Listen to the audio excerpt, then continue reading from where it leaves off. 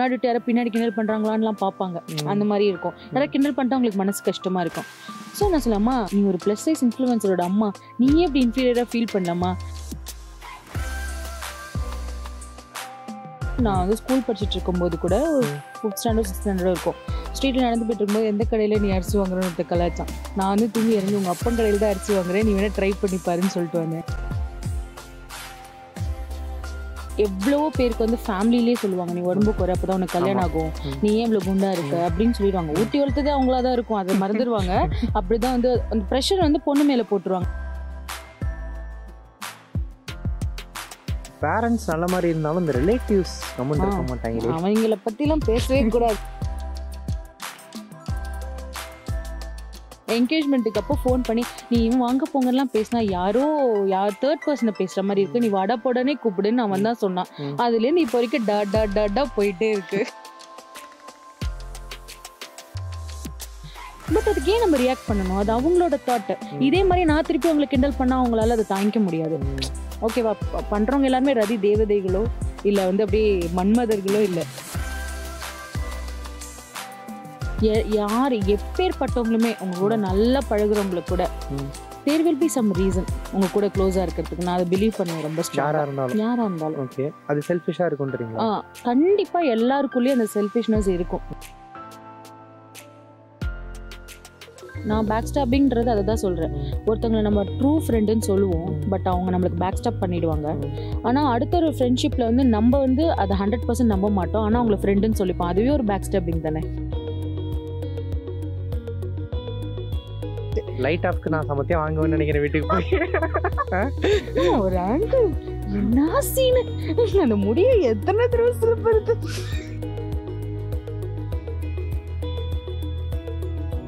அது ரொம்ப நார்மல் ஆயிடுச்சு இப்போ ரீசெண்ட் டேஸ்ல. கேஷுவலா கேட்க ஆரம்பிச்சிடுறாங்க. எப்படி சில பேர் ஓப்பனா மெசேஜ்ல கேட்பாங்க, சில பேர் கால்ல கேட்பாங்க, சில பேர் ஒரு லிஸ்ட் அனுப்பிச்சிருவாங்க எதுக்கெல்லாம் நீங்க ஓகே சொல்லுங்கன்னு. அதுல வந்து இருக்கும் நியூட் சீன்ஸ்னு இருக்கும், காம்ப்ரமைஸ்னு இருக்கும், எப்படி ஒரு சார்ட்டையே ப்ரிப்பேர் பண்ணி வச்சிருக்கானுங்க. யாரா நீங்களா? ஸோ இப்போ இவங்களை பற்றி வர கமெண்ட்ஸ் அது பாசிட்டிவாக இருந்தாலும் சரி நெகட்டிவாக இருந்தாலும் சரி, உங்களோட அதிகபட்ச ரியாக்ஷன் என்னவா இருக்கும்? உங்களோட அதிகபட்ச ரியாக்ஷன் என்னவா இருக்கும்? இதுதான் ரியாக்ஷன். ஆக்சுவலாக என்னென்னா, லவ்வோ இல்லை ரிலேஷன்ஷிப் பொறுத்த வரைக்கும் இஎன்பி இருக்கக்கூடாது, ஈகோ இருக்கக்கூடாது, பொசசிவ்னஸ் இருக்கக்கூடாது. இது ரெண்டும் இருந்தாலே வாழ்க்கையில் முன்னேற முடியாது. வாழ்க்கையில் எது வரும் அதிகமாக க்ரோ ஆகும்னா பிபி தான் க்ரோ ஆகும். இபி இருந்தால் பிபி க்ரோ ஆகும். அதனால் வந்து யூடியூப் கப்பிள்ஸ் அதில் எனக்கு சுத்தமாக பிடிக்காது. ப்ரொஃபஷனலே எனக்கு சுத்தமாக பிடிக்காது. அதே மாதிரி பர்சனல் லைஃப்பில் வந்துட்டு எதாக இருந்தாலும் நான் வந்து ரொம்ப ஸ்ட்ரைட் ஃபார்வர்ட். உன்னை திட்டணும்னா கூட நான் ஃபேஸுக்கு நேராகவே திட்டிடுவேன். தெரியுமே. ஓகே, ஹாய் ஸ்னாசி தமிழச்சி, எப்படி இருக்கீங்க? ஓகே, நல்லா இருக்கேன். அண்ட் ஃபஸ்ட்டு எனக்கு கேட்கணும்னு நினைக்கிறது என்ன அப்படின்னா, பொதுவாக இப்போலாம் நம்ம பேரை தாண்டி சோஷியல் மீடியாவில் வைக்கிற பேர் தான் நம்மளோட அடையாளமாக மாறிடுது. ஸ்டைலிஷ் தமிழச்சி தெரியும், அது என்ன ஸ்னாசி தமிழச்சி? ஸ்டைலிஷ்னு வந்து ஏற்கனவே யாரோ பேர் எடுத்துட்டாங்க, அதனால அதை வைக்க முடியல. அதனால ஸ்டைலுக்கு நிறைய சினோனிம் தேடிட்டே இருந்தோம். ஓகே, அப்போ ஸ்னாசி தான் அதோட நெக்ஸ்ட் ஆப்ஷன் இருந்தது. ஸ்டைலுக்கு இன்னொரு சினோனிம் தான் ஸ்னாசி. ஸோ இப்போ ஸ்னாசி தமிழச்சியாவே பதிஞ்சிட்டீங்க. உங்களோட உண்மையான பேர் என்ன? Divya Vikram. Divya Vikram. Okay, super. And இன்னொன்று கேட்கணும், எனக்கு உங்களை இன்ஃப்ளூயன்சராக தெரியும் உங்களுக்கு. ஆக்சுவலாக ரியல் லைஃப்பில் நீங்கள் யார், என்ன படிச்சிருக்கீங்க, என்ன பண்ணுறீங்க? ஒரு இன்ஜினியரிங் கிராஜுவேட், ஒரு ஐடி செக்டரில் ஒரு 7.5 years ஒர்க் பண்ண ஒரு பொண்ணு தான். அந்த மாதிரி. ஓகே, இப்போ எப்படி இந்த இன்ஃப்ளூயன்சர் அதுக்குள்ளலாம் வந்தீங்க? ரொம்ப நாள் ஆசை. ஆக்சுவலாக நான் வந்து ஒரு நல்ல டான்ஸர் சின்ன வயசுலேருந்தே. அது மேலே எனக்கு இன்ட்ரெஸ்ட் ஜாஸ்தி. ஸோ ஒரு யூடியூப் ஸ்டார்ட் பண்ணி இந்த மாதிரி கவர் சாங்ஸ் இந்த மாதிரிலாம் போட்டுகிட்டே இருக்கணும்னு ஆசை. அப்போ அந்த குடும்ப சூழ்நிலை நல்லா பண்ண முடியல, கொஞ்சம் ரெஸ்பான்சிபிலிட்டிஸ் இதெல்லாம் இருந்தது. ஸோ இப்போ அந்த ப்ரெக்னன்சிக்கு அப்புறம் ஒரு பிரேக் கிடைச்சது. ஓகே, நம்ம ஏன் இது இப்பயாச்சும் நம்மளோட கோல் நோக்கி ஏன் போகக்கூடாதுன்னு ஒரு idea. So just like that started 2019. So இப்போ இதையே மெயின் ஒர்க்காக எடுத்து பண்ண ஆரம்பிச்சிட்டீங்க? விட்டுட்டேன், இது எல்லாத்தையும் விட்டுட்டீங்க, இதே பண்ணிக்கலாம். இதான் இப்போ மெயின் ஒர்க். அந்த மாதிரி. ஓகே, ஒவ்வொரு ரீலுக்கும் பார்க்குறோம், அவ்வளோ எஃபர்ட் போடுறீங்க. ஸோ அந்த டான்ஸிங்லேருந்து ஷூட் பண்ணுறதுலேருந்து எல்லாமே. ஸோ அந்த அளவுக்கு இன்கம் இருக்கா? அதாவது நமக்கு இப்போ ஆஃபீஸில் ஒர்க் பண்ணுறோம் 8 hours, யாரோ ஒருத்தரோட டார்கெட்டுக்காக நம்ம ஒர்க் பண்ணுறோம். பட் அந்த அளவுக்கு சம்பளம் வருமானு கேட்டால் இல்லை, எல்லா ஒர்க்லேயும் அப்படிதான். ஆனால் அந்த ஒரு குட்டி அமௌண்ட்டுக்காக நம்ம எஃபர்ட் நிறைய போடுறோம்ல, அந்த மாதிரி தான். இப்போ ஆன்சர் கிடைச்சிருச்சா? ஸோ ஆஃபீஸ் ஒர்க் மாதிரி இதே வந்து ஆஃபீஸ் அது வந்து பிடிக்காத வரைக்கும் அப்படி மாங்குன்னு செஞ்சோம். அப்புறம் மனசுக்கு பிடிச்ச ஒர்க். ஸோ காசுன்றது எனக்கு இதுல செகண்டரி தான். என்னை பொறுத்த வரைக்கும் என்னோட டான்ஸ் ஸ்கில், இந்த உடம்பு வச்சுட்டு இவங்க ஆடுறாங்கன்னு ஒரு இன்ஃப்ளூயன்ஸ், அதை பார்த்து ஒரு 2 பேர் அவங்களோட திறமையை வெளில கொண்டு வந்தாங்கன்னா தட்ஸ் மை ஹாப்பினஸ். ஓகே, இப்போ நீங்கள் சொன்னீங்கல்ல, எனக்கு அதுலேருந்து அடுத்த கேள்வி, இந்த உடம்பு வச்சுட்டு ஆடுறாங்கன்னு சொன்னீங்கல்ல, இப்போ எல்லாமே மார்க்கெட்டிங் ஆகிடுச்சு. ஒருத்தர் ஃபிட்டாக தான் இருக்கணும், ஒருத்தர் வந்து ஃபேராக தான் இருக்கணும் அப்படின்னு ஒரு பக்கம் மார்க்கெட்டிங் பண்ணி, அது ஒரு பக்கம் அந்த மாதிரி இல்லாதவங்கள காம்ப்ளெக்ஸ் ஆகிட்டு இருக்காங்க.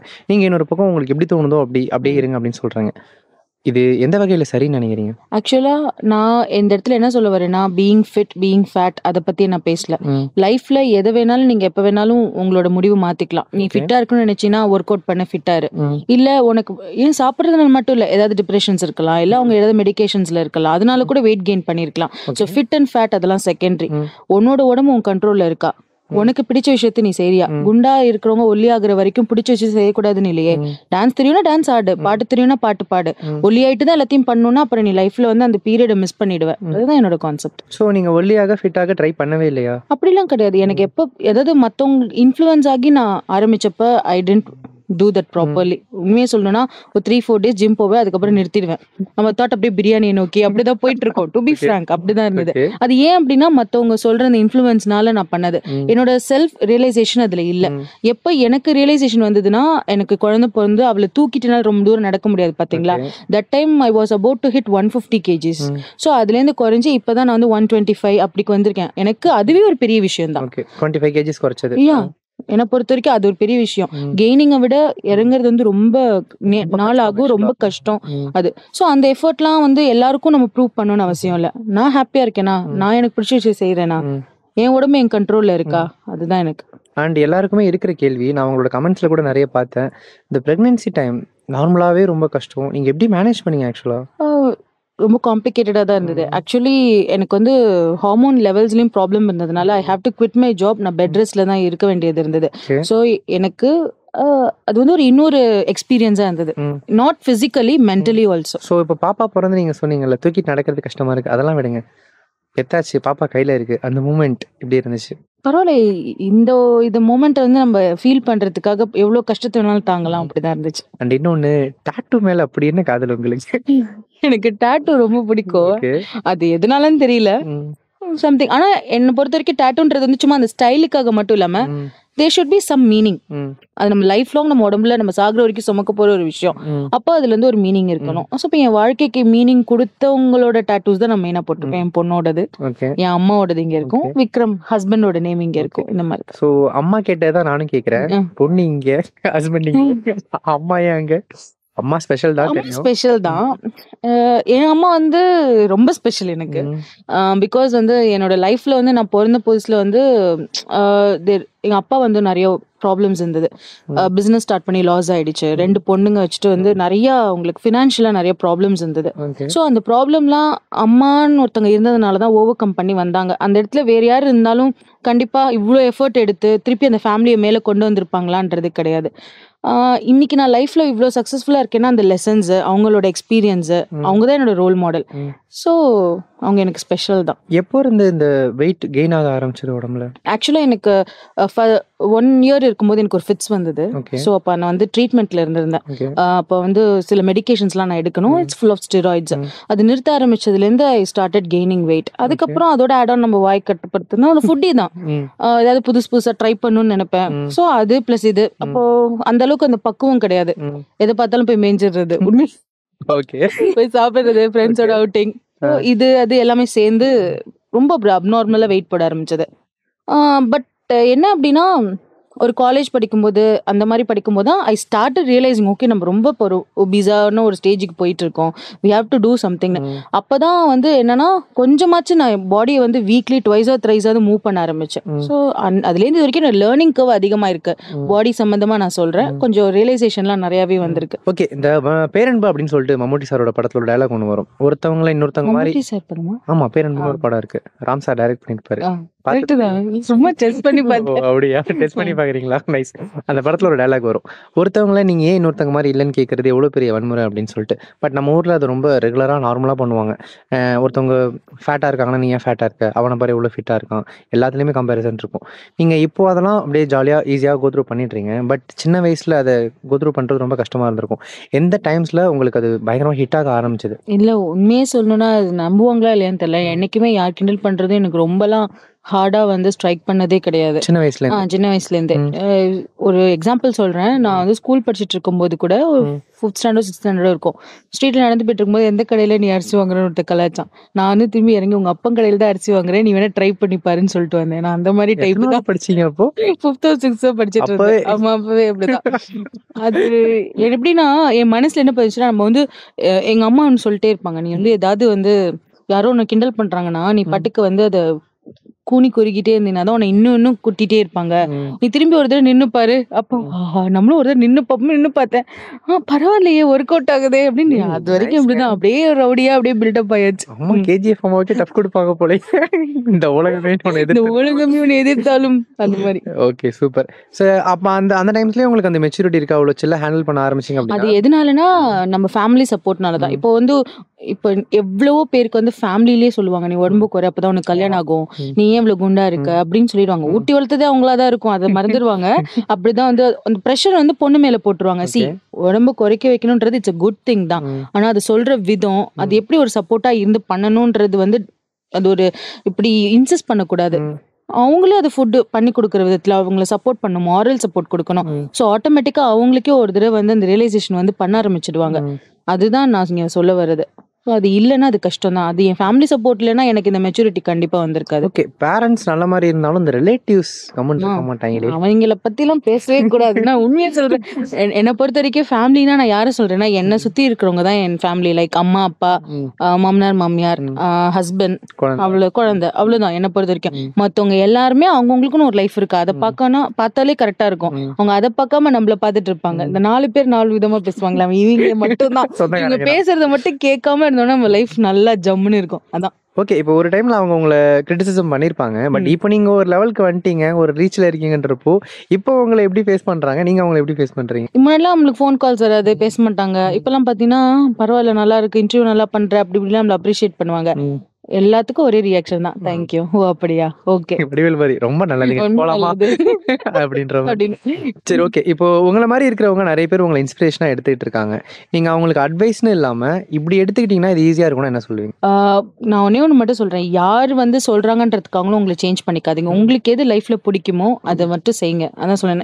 எனக்கு தெரிஞ்ச நிறைய பேர் வந்து என்னோட ஃப்ரெண்ட் சர்க்கிள்லயே வந்து they are வெரி டேலண்டட். ம். ஆனா வந்து அந்த இன்ஃபீரியாரிட்டி ஃபீல்னால நம்ம வந்து கருப்பா இருக்கும், நம்ம ம். பார்க்க நல்லா இல்ல, குண்டா இருக்கும்ன்றதுனால வெளியில வந்து அவங்க டேலண்ட் கூட காட்ட மாட்டேங்கிறாங்க. அந்த மாதிரி ஒரு இன்ஃபீரியர் ஃபீலிங் இருக்க வேணாம். நீங்க ஒல்லியாவே இருந்தாலும் அழகாவே இருந்தாலும் ஒரு வாரத்துக்கு மேல உங்களை கிண்டல் பண்ண ஆரம்பிச்சிருவாங்க. ம்.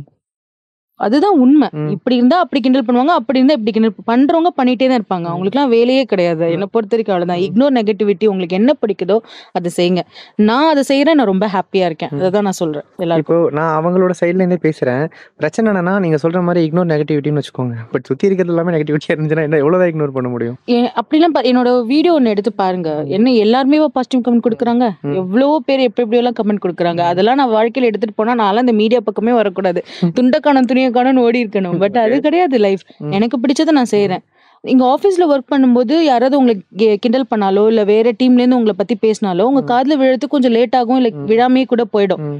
ஆனா மீடியான்றது ஓப்பனா உங்களுக்கு கமெண்ட்ஸ் இருக்கு. அதனால நீங்க பாக்குறீங்க. எல்லா ஃபீல்ட்லயும் இந்த கிரிட்டிசிசம் இருக்க தான் செய்யுது. இதெல்லாம் பார்த்துட்டு இருந்தாலும் நம்ம வாழ்க்கையில முன்னேறவே முடியாது. ஒரு ஓகே. நல்ல டாக்டர் ஆகணும்னா 4 பேரை கொல்லலாம் இல்லையா? ம். தப்பு இல்லைல்ல ம். அப்படின்னு ஒரு ப்ராபப் இருக்குல்ல. ம். அது மாதிரிதான் நீ நல்லா வளரணும்னா எவன் பேச்சையும் கேட்காத, இக்னோர் நெகட்டிவிட்டின்னு போயிட்டே இரு. அப்படிதான். நான் பாருங்களேன் இது முடிஞ்சதுக்கு அப்புறம் மோட்டிவேட் ஆகி 4 பேர் தூக்கி போட்டு மிதிக்க போறேன். இல்ல நானும் ஃபர்ஸ்ட் இதெல்லாம் சும்மா தான் சொல்றாங்க. நிஜமா சொல்றேன். ம். நான் அந்த கமெண்ட்டை படிக்க மாட்டேன்னா இல்ல, ம். படிப்பேன். ம். ஏன்னா நான் தான் கமெண்ட் செக்ஷன் ஆன் பண்ணியிருக்கேன். ம். அவனுக்கு கமெண்ட் பண்றதுக்கான ஃப்ரீடம் நான் தான் கொடுத்துருக்கேன். ம். Let him comment. ம். அதை பத்தி எனக்கு பிரச்சனை இல்லை. அதை ம். எடுத்துக்கணுமா எடுத்துக்க வேண்டாமான்றது நான் தான் முடிவு ம். பண்ணணும். சில பேர் சொல்லுவாங்க நீங்க உடம்பு குறைச்சிக்கோங்க, அப்போ உங்க லைஃப் இன்னும் நல்லா இருக்கும் ம். அப்படி. Okay fine. ஆனா இதே வந்து இந்த யானை சிம்பிள் போடுறது, இந்த இன்சூர் பண்ணிருக்கியான்னு கேக்குறது, உனக்கெல்லாம் இந்த ஆட்டம் தேவையா, உன் பொண்ணை போய் படிக்க வைன்னு சொல்றது, இது மாதிரி வந்து உன் வேலையை பார்த்து நீ போடான்ட்டு இவன் அதை பார்த்து நான் சட்டையே பண்ணிக்க மாட்டேன். இந்த தலைவர் இந்த சந்திரமுகி திட்டுவார், ஏன் காசு நான் கிங்கு கூட போடுவேன், உனக்கு என்னடா இந்த மாதிரி. அண்ட் இந்த பேபி பிறந்த டைம்ஸ்ல ஒரு சில நெகட்டிவ் கமெண்ட்ஸ்லாம் அந்த டைம்ல பயங்கர வைரலா போயிட்டு இருந்துச்சு. இவங்க அது வந்து இவங்க பெத்ததா மாதிரி தெரியல, இவங்க வந்து அடாப்ட் பண்ணிட்டு வந்திருக்காங்க, அதையும் சில்லா எடுத்துட்டீங்களா? அந்த டைம் ஒரு மாதிரி அஃபெக்ட் ஆச்சு அதெல்லாம்? அப்படிலாம் கிடையாது. என்னோட பேஜ் ஃபர்ஸ்ட்ல இருந்தே ஃபாலோ பண்ணவங்களுக்கு நான் எவ்வளவு கஷ்டப்பட்டு அதை பெற்றிருக்கேன் எல்லாமே தெரியும். எதனால அப்படி சொல்லுவாங்கன்னா, அவ கொஞ்சம் டார்க் ஷேட்ல இருப்பா, அதனால மேபி என் பொண்ணு இல்லைன்னு சொல்லுவாங்க. பட் ஒரு குழந்தை வந்து அம்மா அப்பாவோட சாயல் இல்ல, தாத்தா பாட்டியோட சாயல்ல இருக்கலாம். என் அப்பா வந்து டார்க், என்னோட ஹஸ்பண்டோட அப்பாவும் டார்க் தான், அவங்க கலரை கூட அவ எடுத்துட்டு வந்திருக்கலாம். இட்ஸ் நாட் அப்பான் ஒவ்வொருத்தவங்க எவ்வளவு கஷ்டப்பட்டு பெற்றிருக்காங்கன்றது அவங்களுக்கு தான் தெரியும். மத்தவங்க உட்காந்துல கிரிட்டிசைஸ் பண்ண போறாங்கன்னா, அந்த ஒரு டயலாக் ஒண்ணு இருக்கு, அந்த விஜய் சேது சொன்னல, ஆஸ்ட்ரிச் அதோட எரிச்சல் அதுக்கு தான் தெரியும், நெருப்புக்கோழி அதோட எரிச்சல் அதுக்கு தான்டா தெரியும்ன்ற மாதிரி அவங்கவுங்களுக்கு வந்தாதான் அது தெரியும். ஓகே, இப்போ இந்த பிரெக்னன்சி ஆகிறதுக்கு முன்னாடி நீங்க எடுத்துக்கிறீங்களோ இல்லையோ நிறைய பேர் சொல்லியிருப்பாங்க, ஆனா பிரெக்னன்சி ஆகிறதுலாம் கஷ்டம் அப்படி இப்படின்னு. பட் பிரெக்னன்சி கன்ஃபார்ம் ஆன அந்த மூமெண்ட் இப்படி ஒரு மாதிரி சாதிச்ச மாதிரி? ஏன்னா இந்த மாதிரி ஒரு மூமெண்ட் வந்து நடக்கும்ன்றது நான் பாசிட்டிவா நம்பினேன். ஓகேவா? உண்மையே சொல்லணும்னா, குண்டா இருக்கிறதுனால கல்யாணம் ஆகாது, குண்டா இருக்கிறதுனால குழந்தை பிறக்காது, இதெல்லாம் வந்து மித். குண்டா இருக்கிறது பிரச்சனை கிடையாது, ஆனா ஹெல்த்தியா இருக்கணும், அவ்வளவுதான். குண்டுனா வந்து கொஞ்சம் பூசின மாதிரி இருக்கிறதும் குண்டு தான், நல்லா என்ன மாதிரி இருக்கிறதும் குண்டு தான். ஸோ குண்டுன்றது இவங்க எப்படி கேட்டகரைஸ் பண்றாங்கன்னு எனக்கு சத்தியமா தெரியல. பட் என்னை பொறுத்த வரைக்கும் குண்டுன்றது வந்து கொஞ்சம் பூசின மாதிரி இருந்தாலே அது குண்டு தான். நான் இப்ப கல்யாணத்தப்பல இவ்வளவு அளவு இல்லை, இன்னும் கம்மியா தான் இருந்தேன். ஸோ நம்மளோட ஹார்மோன்ஸ் நல்லா இருந்தாலே போதும், நம்ம குழந்தை பொறுக்கிறதுக்கு அதுதான் தேவை. எதனால வந்து வெயிட் போட்டா குழந்தை பொறுக்காதுன்னு சொன்னாங்கன்னா, அந்த ஹார்மோன் இம்பேலன்ஸ் ஆகும், இல்ல அந்த குழந்தையோட வெயிட் நம்மளே வெயிட்டா இருக்கும், அந்த குழந்தையோட வெயிட்டையே சேர்த்து தாங்கும்போது முட்டி வலி வரும், முதுகு வலி வரும். இதெல்லாம் கன்சர்னா வச்சுதான் சொல்றாங்க, அது நல்ல விஷயம் தான். ஆனா அதுக்காக குண்டா இருக்கணும் குழந்தையே பொறுக்காதுன்னு ஒண்ணு போட்டிருக்காங்க பாருங்க, ப்ரீ கண்டிஷன், அது ரொம்ப தப்பான விஷயம், அது கிடையாதுன்றத நான் இன்னைக்கு சொல்லிக்கிறேன். நான் இப்போ கொஞ்ச நேரத்துக்கு முன்னாடி சொன்னேன் இல்லையா, இக்னோர் நெகட்டிவிட்டின்னு சொல்றீங்க, சுத்தி இருக்கிறது எல்லாமே நெகட்டிவிட்டியா இருக்குன்னு. ரீசன் என்னன்னா, இப்போ ஆக்ட்ரஸ் ஆர்த்தியா இருக்கட்டும், இல்ல பழைய ஆக்ட்ரஸ் பிந்து கோஸ்னு ஒருத்தவங்க இருந்தாங்க, அவங்களா இருக்கட்டும், இல்ல ஃபேட்டா இருக்கக்கூடிய எல்லா ஆக்டர்ஸுமா இருக்கட்டும், அவங்களுக்கு படங்கள்ல சான்ஸ் கொடுக்குறாங்க. பட் அந்த கேரக்டரே பாத்தீங்கன்னா கலாய் வாங்குற கேரக்டரா, இல்ல சாப்பிட்டுட்டே இருக்கிற மாதிரி கேரக்டரா, படங்கள்லயே அப்படிதானே போர்ட்ரே பண்றாங்க. நான் நினைக்கிறேன் அப்ப இருக்க ஜென்ரேஷனோட தாட்டும் இப்ப இருக்க ஜென்ரேஷனோட தாட்டும் கண்டிப்பா வேரி ஆயிருக்கும். இதுக்கு நிறைய ரீசன் இருக்கு. என்னோட படங்கள், நானும் சில படங்கள் பண்ணியிருக்கேன், அதுல இருந்து பாத்தீங்கன்னா எப்போதுமே காமெடி ரோல்ஸ்ன்னு இல்ல, நல்ல கேரக்டர் ரோல்ஸும் கொடுக்குறாங்க. ஸோ இனிமே இன்னும் நிறைய படம் வரப்போகுது, அதை பார்த்தாலே உங்களுக்கு தெரியும். இது வந்து எப்படின்னா, எந்த படத்தை அவங்க சூஸ் பண்றாங்களோ அவங்க கையிலயும் இருக்கு. இப்ப எனக்கு வர படத்துலயும் மட்டமான ஒரு காமெடி படமும் வரும். நானும் அந்த மாதிரிலாம் எடுத்து பண்ணியிருக்கேன், இல்லைன்னுலாம் சொல்ல மாட்டேன். பட் ஆனா வந்து அதெல்லாம் வந்து லேர்னிங் கர்வ் தான். அது நம்ம எடுத்தோம்னா நமக்கு தெரியாது. நம்மளை பொறுத்த வரைக்கும் ஃபர்ஸ்ட் ஆப்பர்ச்சுனிட்டி நம்ம யூஸ் பண்ணிடுவோம். பட் அதுக்கப்புறம் தான் நமக்கு தெரிய ஆரம்பிக்கும் என்ன மாதிரி படம் நம்ம எடுக்கணும், எந்த மாதிரி ரோல்ஸ் நம்ம எடுக்கணும்ன்றதெல்லாம் நம்மளுக்கு. ஏன்னா என்னை பொறுத்த வரைக்கும் இன்ஃப்ளூயன்சிங் வந்து நல்லா தெரிஞ்ச ஒரு விஷயம், பட் சினிமா இண்டஸ்ட்ரின்றது புதுசு நான் போனது. ஸோ அந்த மாதிரி இதுல லேர்னிங் தான் எல்லாமே. நம்ம என்ன கேரக்டர் எடுக்கிறோமோ அதை பொறுத்து தான். சில கேரக்டர் எடுக்கிறதுக்கு எடுக்காம மூடிட்டு இருக்கலாம், அது பெஸ்ட் என்ன கேட்டா. அந்த நான் அந்த ஒரு இதுல தான் சொல்றேன். ஓகே, எனக்கு இன்னும் கேட்கணும், இவ்வளோ பாசிட்டிவிட்டி கட்ஸ் இதெல்லாம் வந்து சின்ன வயசுல இருந்தே இருக்குன்னு சொன்னீங்க, எப்படி இதெல்லாம் எங்கேருந்து வந்துச்சு ஆக்சுவலா? இப்போ நான் இருக்கேன்னு வச்சுக்கோங்களேன், நான் என்ன ஏதாவது சின்னதாக கலாய்க்கிறாங்க, இல்லை ஒர்க்ல ஒரு சின்னதாக குறை சொன்னாங்களா, ரொம்ப லோவாகி உட்காந்துடுறேன், கொஞ்சம் கூட இல்லை, அப்படியே பாசிட்டிவிட்டி இங்க வரைக்கும் தெரிக்குது. எனக்கு தெரியல, நிறைய பேர் கண்ணாடி பார்ப்பாங்க, எல்லாருமே பார்ப்பாங்க மோஸ்ட்லி. கண்ணாடி பார்க்கும்போது நான் உங்ககிட்ட ஒண்ணு கேட்கறேன், நீங்க கண்ணாடி பார்க்கும்போது உங்களுக்கு ஃபர்ஸ்ட் எது தெரியும்? சரிதான். அட அது இல்ல பாஸ், கண்ணாடி பார்க்கும்போது உங்க ஃபேஸ்ல எது உங்களுக்கு ஃபர்ஸ்ட் ஒரு நிறை தெரியுமா இல்ல குறை தெரியுமா? குறைதான் அதிகமா தெரியும். என்ன நினைப்பீங்க, இது இப்படி இருக்கு, இங்க ஒரு பிம்பிள் வந்துருக்கு, இங்க ஏன் இப்படி இருக்கு, இங்க பிளாக் ஆயிருக்கு, இப்படி. அப்பனா உங்களுக்கு செல்ஃப் கான்ஃபிடன்ஸும் செல்ஃப் லவ்வும் கம்மியா இருக்குன்னு அர்த்தம். நான் என் கண்ணாடி பக்கம் என்ன நினைப்பேன், பரவாயில்லையே நேத்தியோட இன்னைக்கு திவ்யா நல்லா இருக்கா, அப்படிதான் தோணும். நான் அப்படிதான் பண்ணுவேன். ஓ இந்த ஹேர்ஸ்டைல் நல்லா இருக்கு, எனக்கு ஃபர்ஸ்ட் என்னோட நிறை தான் தெரியும். ஏன்னா என் லைஃப்ல நான் கத்துக்கிட்ட லெசன்ல முக்கியமான லெசன் வந்து we have to give more love to us. நம்மளுக்கே நம்ம செல்ஃப் லவ் இருக்கணும். நம்ம செல்ஃப் லவ் செல்ஃப் அப்ரிசியேஷன் கொடுக்கலன்னா வேற யார் கொடுக்க போறா? திவ்யா இன்னைக்கு நீ நல்லா இருக்க, அழகா இருக்க, அந்த கான்ஃபிடென்ட் நம்மளுக்கு முதல்ல கொடுத்துக்கணும். அதான். நீங்க உங்களை ரசிக்கிறீங்கல்ல, உங்களை யாராவது ரசிச்சு வந்து ப்ரப்போஸ் பண்ணிருக்காங்களா? லவ் ஸ்டோரிஸ்லாம் இருக்கு. எவ்வளவு ப்ரப்போசல் வந்திருக்கு? 16 ப்ரப்போசல் வந்திருக்கு இது வரைக்கும். நம்ம ஸ்கூல்ல இருந்து சேர்த்தே சொல்றேன். ஓகே, இதுல மறக்க முடியாத ப்ரப்போசல், செத்தாம்பா எனக்காக அப்படின்னா என்ன? அந்த மாதிரிலாம் எவனும் சாவலையே. சரி, ஓகே, மறக்க முடியாத ப்ரப்போசல் இது. ப்ரப்போசல் வந்து ஸ்கூல் படிக்கும் போது இருந்தது. அப்போ வந்து அப்பெல்லாம் நான் எழுதி வைக்கிறது இந்த லெட்டர்ஸ்ல நோட்ல நம்ம ஏதாவது ரெஃபர் பண்றதுக்காக நோட் கேட்பாங்க, அதுல எழுதி கொடுக்கறது இந்த மாதிரி. இவன் இப்பெல்லாம் அவங்க கல்யாணம் ஆகி லைஃப்ல நல்லா இருக்காங்க, பேர்லாம் அவங்க குடும்பத்தை நான் ஆசை பண்ண விரும்புறேன். ஓகே, சோ ப்ரொபோசல்ஸ் வந்திருக்கு. ப்ரொபோசல்ஸ் வந்திருக்கு. So have you been in relationship? இருந்திருக்கீங்களா? இருந்திருக்கேன். நான் லவ் ஃபெயிலியர் தான் ஆக்சுவலி. அப்படியா? எத்தனை? எங்க ஆக்சுவலா இன்ஃபாக்சுவேஷன்ஸ்னு நிறைய இருக்கும், அதே மாதிரி க்ரஷ்னு நிறைய இருக்கும். அதெல்லாம் நான் லவ்னு சொல்ல மாட்டேன். ஒருத்தவங்களை பிடிக்குதுன்னா அது பேர் லவ் கிடையாது. லவ்னு வந்தது லைஃப்ல இருக்கு, பட் அது ஒர்க் அவுட் ஆகல. நான் சொல்றது லவ் ஃபெயிலியர்னு சொல்றது ஆக்சுவலா தப்பு.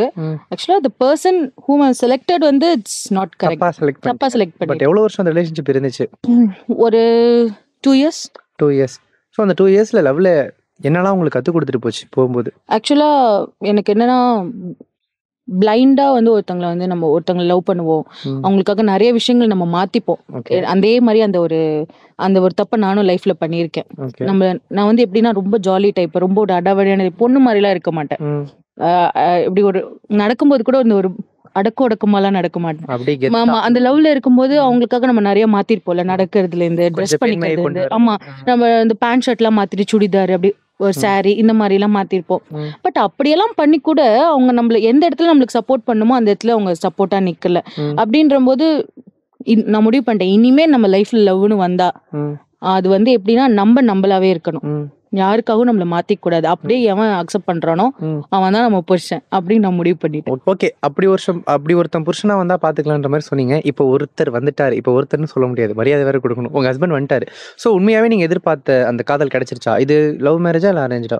இது வந்து எப்படின்னா, நான் மேட்ரிமோனியல்ல தான் 2 பேரும் சந்திச்சோம். ஏன்னா நான் சொன்னது அந்த ஒரு செலக்ட் பண்ண பர்சன் தப்பானதுக்கு அப்புறம் எனக்கு அந்த லவ் மேரேஜ் என்னமோ தெரியல, இன்ட்ரெஸ்டே இல்ல. அப்ப நம்மளுக்கு அந்த மாதிரி ஒரு பர்சன் அமையாம இருந்தது. வீட்டுல வயசாதுன்னு சொல்லி நம்ம மேட்ரிமோனியல்ல என்ரோல் பண்ணுவாங்கல்ல, அப்படி என்ரோல் பண்ணும்போது கிடைச்ச ஒரு இன்ட்ரெஸ்டிங்கான கேரக்டர் தான் வந்து விக்ரம். விக்ரம்க்கும் லவ் ஃபெயிலியர் அவருக்கும் ஆமா இருந்தது. அதுல பேசும்போது ஆக்சுவலா என்னன்னா, எங்க 2 பேருக்கும் அதுல இருந்து கிடைச்ச ஒரு எக்ஸ்பீரியன்ஸ் இருக்கு தெரியுமா, அது வந்து ரொம்ப மெச்சோர்டா இருந்தது. சோ எங்க 2 பேர் லைஃப் இன்னி வரைக்குமே வந்து நாங்க வந்து ஒரு எவ்வளவு சண்டை போட்டாலும் எது பண்ணாலும் கரெக்டான ஒரு வேவ் லென்த்ல போறதுக்கு ரீசன் வந்து அந்த மெச்சோர்ட் லவ் தான் நான் சொல்லுவேன். அந்த அண்டர்ஸ்டாண்டிங் இருக்கு 2 பேருக்கு எல்லாத்தையும் தாண்டி. ஓகே, அந்த மெச்சூர் லவ்னு ஒரு வார்த்தை மென்ஷன் பண்றீங்களா, அது என்ன மெச்சூர் லவ்? இதுக்கு முன்னாடி வந்து பாத்தீங்கன்னா, நான் சொன்னேன்ல, அவங்களுக்காக நம்ம எல்லாத்தையும் பைத்தியக்காரத்தனமா மாத்திப்போம். ஆனா நம்மளுக்காக ஒரு விஷயத்த அவங்க மாத்திக்க மாட்டாங்க. அப்படின்னா என்ன அர்த்தம்? நம்ம செலக்ட் பண்ண பர்சனே தப்புன்னு தானே அர்த்தம். ஓகே, நம்ம ஒரு 5 விஷயம் பண்ணா அவங்க 2 விஷயமாவது பண்ணணும். ஓகேவா, ஈக்குவலா இல்லைன்னா கூட ஏதோ ஒண்ணு. அப்போ 2 பேரோட வேவ் லென்த் எங்கேயோ ஒரு இடத்துல மேட்ச் ஆகல. இது எப்படியே எக்ஸ்டெண்ட் பண்ணிட்டே போகும்போது ஒரு இடத்துல அவங்களுக்கே தெரிஞ்சிடும் சொல்லி மியூச்சுவலா பிரிஞ்சிடுவாங்க. இதுதான் நடந்தது எங்க கேஸ்ல. சோ விக்ரம் கேஸ்ல வந்து பாத்தீங்க அப்படின்னா, அந்த பொண்ணு வீட்டுல பயந்துட்டு கடைசியில நம்ம அண்ணன் தங்கச்சியா இருக்கலாம்னு சொல்லிட்டு பிரிஞ்சிருச்சு. இருக்கலே கொடுமை அதுதான். ஆனா இதுதான் காமனா நடக்குது. அவன் எப்பவுமே ஒண்ணு சொல்லுவான், அவன் விட்டுட்டு போனதுக்குள்ள எனக்கு கவலை இல்லடி, ஆனா அவன் அண்ணன் தங்கச்சியா இருக்கலாம்னு சொன்னா பாத்தியா, ரிலேஷன்ஷிப்ல இருந்துட்டு. ஆமா இருந்துட்டு. யாருமா அந்த பொண்ணு? எனக்கு இல்ல பேர் சொல்லணும். பாக்கும்போது அந்த பொண்ணுக்கு வேற தெரிஞ்சிடும், நம்மளதான் அடிக்கிறாங்க ரகசியமா. ஆமா. ஆனா ஓகே, அந்த பொண்ணுக்கு ஆக்சுவலா நான் தேங்க்ஸ் சொல்லணும். அந்த பொண்ணு விட்டுட்டு போறேன்னா எனக்கு இப்படி ஒரு நல்ல லைஃப் பார்ட்னர் கிடைச்சிருக்க மாட்டாங்க. சோ இதுல இருந்து என்ன சொல்றேன், யாரை விட்டுட்டு போனாலும் சரி, யாரோட போனாலும் சரி, கவலைப்படாதீங்க, உங்களுக்கு ஒரு நல்ல லைஃப் பார்ட்னர் கிடைக்க போறாங்க.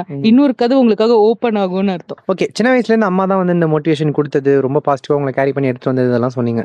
சோ ஒரு லெவலுக்கு அப்புறம் அந்த மேரேஜ் லைஃப் அப்படின்னு வரும்போது கண்டிப்பா ஒரு பயம் இருக்கும், ஐயோ வரவங்க அம்மா மாதிரி இருப்பாங்களா அப்படின்னு சொல்லிட்டு. பட் நீங்க சொல்றதை பார்த்தா அம்மாவோட பிளேஸ் அவங்க ரிப்ளேஸ் பண்ணிட்டாங்க அப்படின்ற மாதிரி இருக்கு, அப்படிதானா? எனக்கு ஆக்சுவலா கல்யாணத்துக்கும் என்கேஜ்மெண்ட்டுக்கும் நடுவில் 8 months கேப் இருந்தது. ஸோ நான் அப்பயே யோசிச்சிட்டேன், நல்லா இருந்தா கழுத்தணிட்டு, இல்லையா அப்படியே எஸ்கேப் ஆயிடு அப்படின்னு தான் நான் இருந்தேன். பட் என்கேஜ்மெண்ட்டுக்கு முன்னாடி விக்ரம் பார்க்கும்போது நம்மளுக்கு சில இப்படிதான் நான் இருக்கு, இப்படிதான் நம்ம நிறைய விஷயங்கள் ஷேர் பண்ணிருப்போம்ல. அப்பையிலேருந்து இப்போ வரைக்கும் என்ன விஷயங்கள்லாம் அவர் ஷேர் பண்ணாரோ அது மாதிரி தான் அவர் நடந்துக்கிறாரு. எனக்கு உண்மையிலேயே சொன்னா எனக்கு கல்யாணம் ஆயிடுச்சுன்ற ஃபீலிங்கே வந்து எப்பனா விக்ரம பார்க்கும்போதோ இல்ல குழந்தைய பார்க்கும்போதோ நம்ம தாலியை பார்க்கும்போதோ அப்பதான் ஞாபகம் வரும். சோ அந்த மாதிரி தான். சோ நீங்க பாட்டுக்கு நீங்க ஜாலியா தான் இருக்கீங்க? ஜாலியா தான் இருக்கேன், எந்த கண்ட்ரோலும் இல்ல. கண்ட்ரோல் இல்ல, அதான் சொல்றேன். நான் எந்த ஒரு விஷயத்துக்கு போகும்போதும் விக்ரம் கிட்ட நான் போயிட்டு வரேன், நான் இந்த ஷூட்டுக்கு போறேன், இந்த மாதிரி போறேன், அவ்வளவுதான். நான் எங்க போறேன், என்ன பண்ண போறேன், அந்த மாதிரி ஒரு பெர்மிஷன் கேட்டதே கிடையாது. சோ தட் அந்த அளவுக்கு அவர் என்னோட ஒர்க்கை மதிக்கிறாரு, நானும் அவரோட ஒர்க்கை மதிக்கிறேன். நாங்களும் வீடியோஸ்ல பாத்துருக்கோம், ஒரு நல்ல காதல் இருக்கும் 2 பேருக்கு இடையில. பட் வீடியோஸ்ல வெறும் காதல் மட்டும் தான் இருந்துச்சு, சண்டையெல்லாம் நடக்குமா எப்படி? சண்டையும் போட்டுப்போம். சண்டைனா எப்படின்னா ரொம்ப பப்பித்தனமான சண்டையெல்லாம் போடுவோம். இதுக்கெல்லாமா சண்டை போடுவீங்க அப்படின்ற மாதிரி தான் இருக்கும். அந்த மாதிரி சண்டை சின்ன சொல்லுங்க. சின்ன விஷயங்கள் தான். இப்ப என்னன்னா அவனுக்கு இந்த ஈரத்துணிலாம் இருக்கு பாத்தீங்களா, அதெல்லாம் இப்படியே பெட் மேல போட்டுடுவான். இங்க போடாதுன்னா திருப்பி போடுவான். நான் அதுக்கு தான் சண்டை போடுவேன். பெரிய பெரிய விஷயங்கள்லாம் இப்ப இந்த மணி ரிலேட்டடான விஷயம், இப்ப ஏதாவது ப்ராப்பர்ட்டியான விஷயம், இதெல்லாம் பாத்தீங்கன்னா உட்காந்து நிதானமா ரொம்ப அப்படியே மெச்சோர்டா ஹேண்டில் பண்ணிப்போம். ஆனா சின்ன சின்ன விஷயத்துக்கு கப்பித்தனமா சண்டை போட்டுப்போம் நாங்க அந்த மாதிரி கேரக்டர். ஆனா நாங்க எவ்வளவு சண்டை போட்டுக்கிட்டாலும் சரி, ஏன் இப்ப கூட இப்ப இந்த இன்டர்வியூக்கு வரதுக்கு முன்னாடி கூட சண்டை போட்டுட்டு தான் வந்தோம். பட் அவ்வளவுதான், ஒரு 5 நிமிஷத்துக்கு மேல என்னால அவன்கிட்ட பேசாம இருக்க முடியாது, அவனால என்கிட்ட பேசாம இருக்க முடியாது. ஸோ அது அவன் சொல்லி நினைச்சுக்காதீங்க. ஆக்சுவலா நான் வாங்க போங்கன்னு தான் பேசிட்டு இருந்தேன். ஒரு நாள் என்ன ஆச்சுன்னா, என்கேஜ்மெண்ட்டுக்கு அப்போ ஃபோன் பண்ணி, நீ இவன் வாங்க போங்கலாம் பேசினா யார் தேர்ட் பர்சனை பேசுற மாதிரி இருக்கு, நீ வட போடனே கூப்பிடுன்னு அவன் தான் சொன்னான். அதுலேருந்து இப்போ வரைக்கும் டா போயிட்டே இருக்கு. இது வரைக்கும் உங்க வீடியோஸ் எல்லாத்துலயுமே வந்து ரொம்ப ஜாலியா துருதுருன்னு இருக்கிறவங்கள தான் நான் பார்த்திருக்கேன். பயங்கரமா சிரிச்சுக்கிட்டு அப்படி பாசிட்டிவா. பட் வெரி ஃபர்ஸ்ட் டைம் ஒரு வீடியோ கார்ல உட்காந்து பேசியிருப்பீங்க. அம்மா இருப்பாங்க பின்னாடி. எனக்கு ஸ்பிரிச்சுவல் எல்லாம் பெருசா நம்பிக்கையே கிடையாது. எங்க அம்மா தான் கூட்டு வந்தாங்க. இங்க ஒரு அதிசயம் நடந்துச்சுன்னு. உங்களையே அறியாம கண்ணுல பயங்கரமா தரையா தண்ணி ஊத்தும். ஸோ உங்களுக்கு கடவுள் நம்பிக்கை அது வரைக்கும் இல்ல? எனக்கு பெருசா இருந்தது. ஏன்னா எப்படின்னா, நான் கோயிலுக்கு போயிட்டு அப்படியே அங்கேயே உருகி வேண்டிக்கு அப்பலாம் நான் இங்க இருக்கேன்னா, இந்த விஷயம் நான் ஸ்டார்ட் பண்ணிருக்கேன், எனக்கு நல்லதா நடக்கணும். ஸோ இருந்த இடத்துல இருந்தே நான் வேண்டிப்பேன். என்னை பொறுத்த வரைக்கும் ஒரு எட்டர்னல் பவர் இருக்கு. ஓகே. ஆனா அது வந்து 50%. இன்னொரு 50% நம்ம மனசாட்சி தான். நம்ம பாசிட்டிவா நினைச்ச ஒரு விஷயத்த செஞ்சா அது கண்டிப்பா நடக்கும்ன்ற நம்பிக்கை இருக்கு. ஆனா எங்க வீட்ல எல்லாம் எப்படின்னா ரொம்ப உருகி வேண்டிப்பாங்க, இதெல்லாம் பண்ணுவாங்க. அந்த மாதிரி நான் பண்ணதில்லை. பட் ஃபர்ஸ்ட் டைம் அவங்க சொன்னாங்கன்னு ஒரு கோயிலுக்கு போயிருந்தேன், ஒரு வேண்டியிருந்தேன்.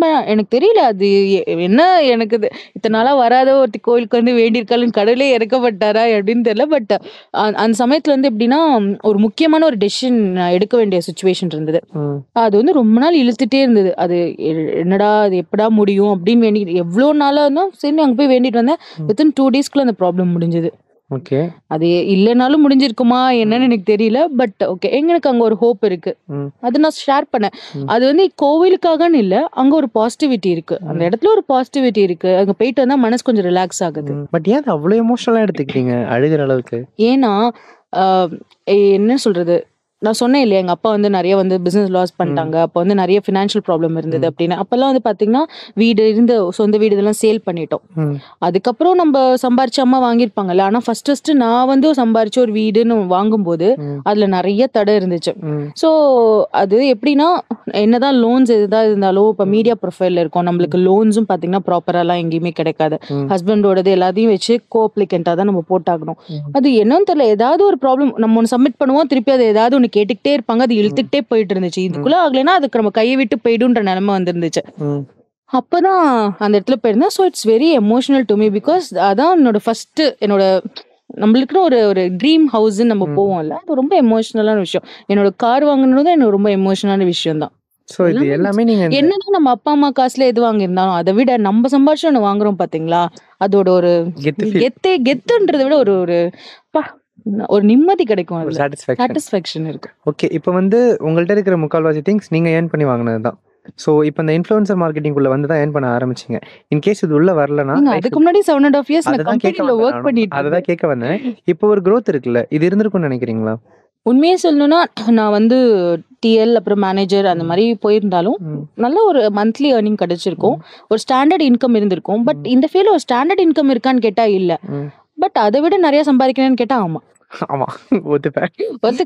Okay, super. அண்ட் இந்த கிரிட்டிசிசம் நீங்க ரொம்ப அப்படியே லெஃப்ட் ஹேண்ட்ல டீல் பண்ணிட்டு போயிட்டே இருக்கீங்க. பட் கூட இருக்கிறவங்கள கண்டிப்பா பாதிக்கும். அது அம்மாவா இருக்கட்டும், ஹஸ்பண்டா இருக்கட்டும், இப்போ ஈவன் பாப்பாவா இருக்கட்டும், எப்படி எடுத்துக்கிறாங்க அவங்க உங்களுக்கு வர கமெண்ட்ஸ்லாம்? விக்ரம் என்ன மாதிரி தான், அப்படியே டிட்டோ. அவனா கிண்டல் பண்ண கிடக்குறான் அப்படின்னு தான் போவான். சீரியஸா அப்படின்னு டைப் தான். 2 பேரும் ஒரே மாதிரி தான். ஓகே. என் பொண்ணும் ரெண்டு பேருக்கும் அதே கேரக்டர் இருக்குன்னா அவ அந்த சூழ்நிலை தான் வளர்றா. ஸோ அவளுக்கும் அதுதான் இருக்கும். நான் அவளுக்கு அதுதான் சொல்றேன். யாராவது ஒன்னு டார்க்குனாலோ இல்ல இது பண்ணாலும் நீ ஏன் கவலைப்படுற, தட்ஸ் மை கலர்னு நீ ப்ரௌடா சொல்லிட்டு போயிட்டே இரு அப்படின்னு நான் சொல்லிட்டு போயிட்டே இருப்பேன். எங்க அம்மாக்கு இருக்கும். இப்ப நம்ம கல்யாணத்துக்கு அப்புறம் அந்த ஃபீல் இருக்கான்னு கேட்டா எனக்கு தெரியல. ஏன்னா அவங்களும் இப்ப என்ன மாதிரி ஆயிட்டாங்க, நான் மாத்திட்டேன். ஆனா அதுக்கு முன்னாடி இப்ப எங்கேயாவது நம்ம போறோம்னு வச்சுக்கோங்களேன், என்ன முன்னாடி யாராவது பின்னாடி கிண்டல் பண்றாங்களான்னு எல்லாம் பாப்பாங்க. அந்த மாதிரி இருக்கும். யாராவது கிண்டல் பண்ணிட்டு அவங்களுக்கு மனசு கஷ்டமா இருக்கும்.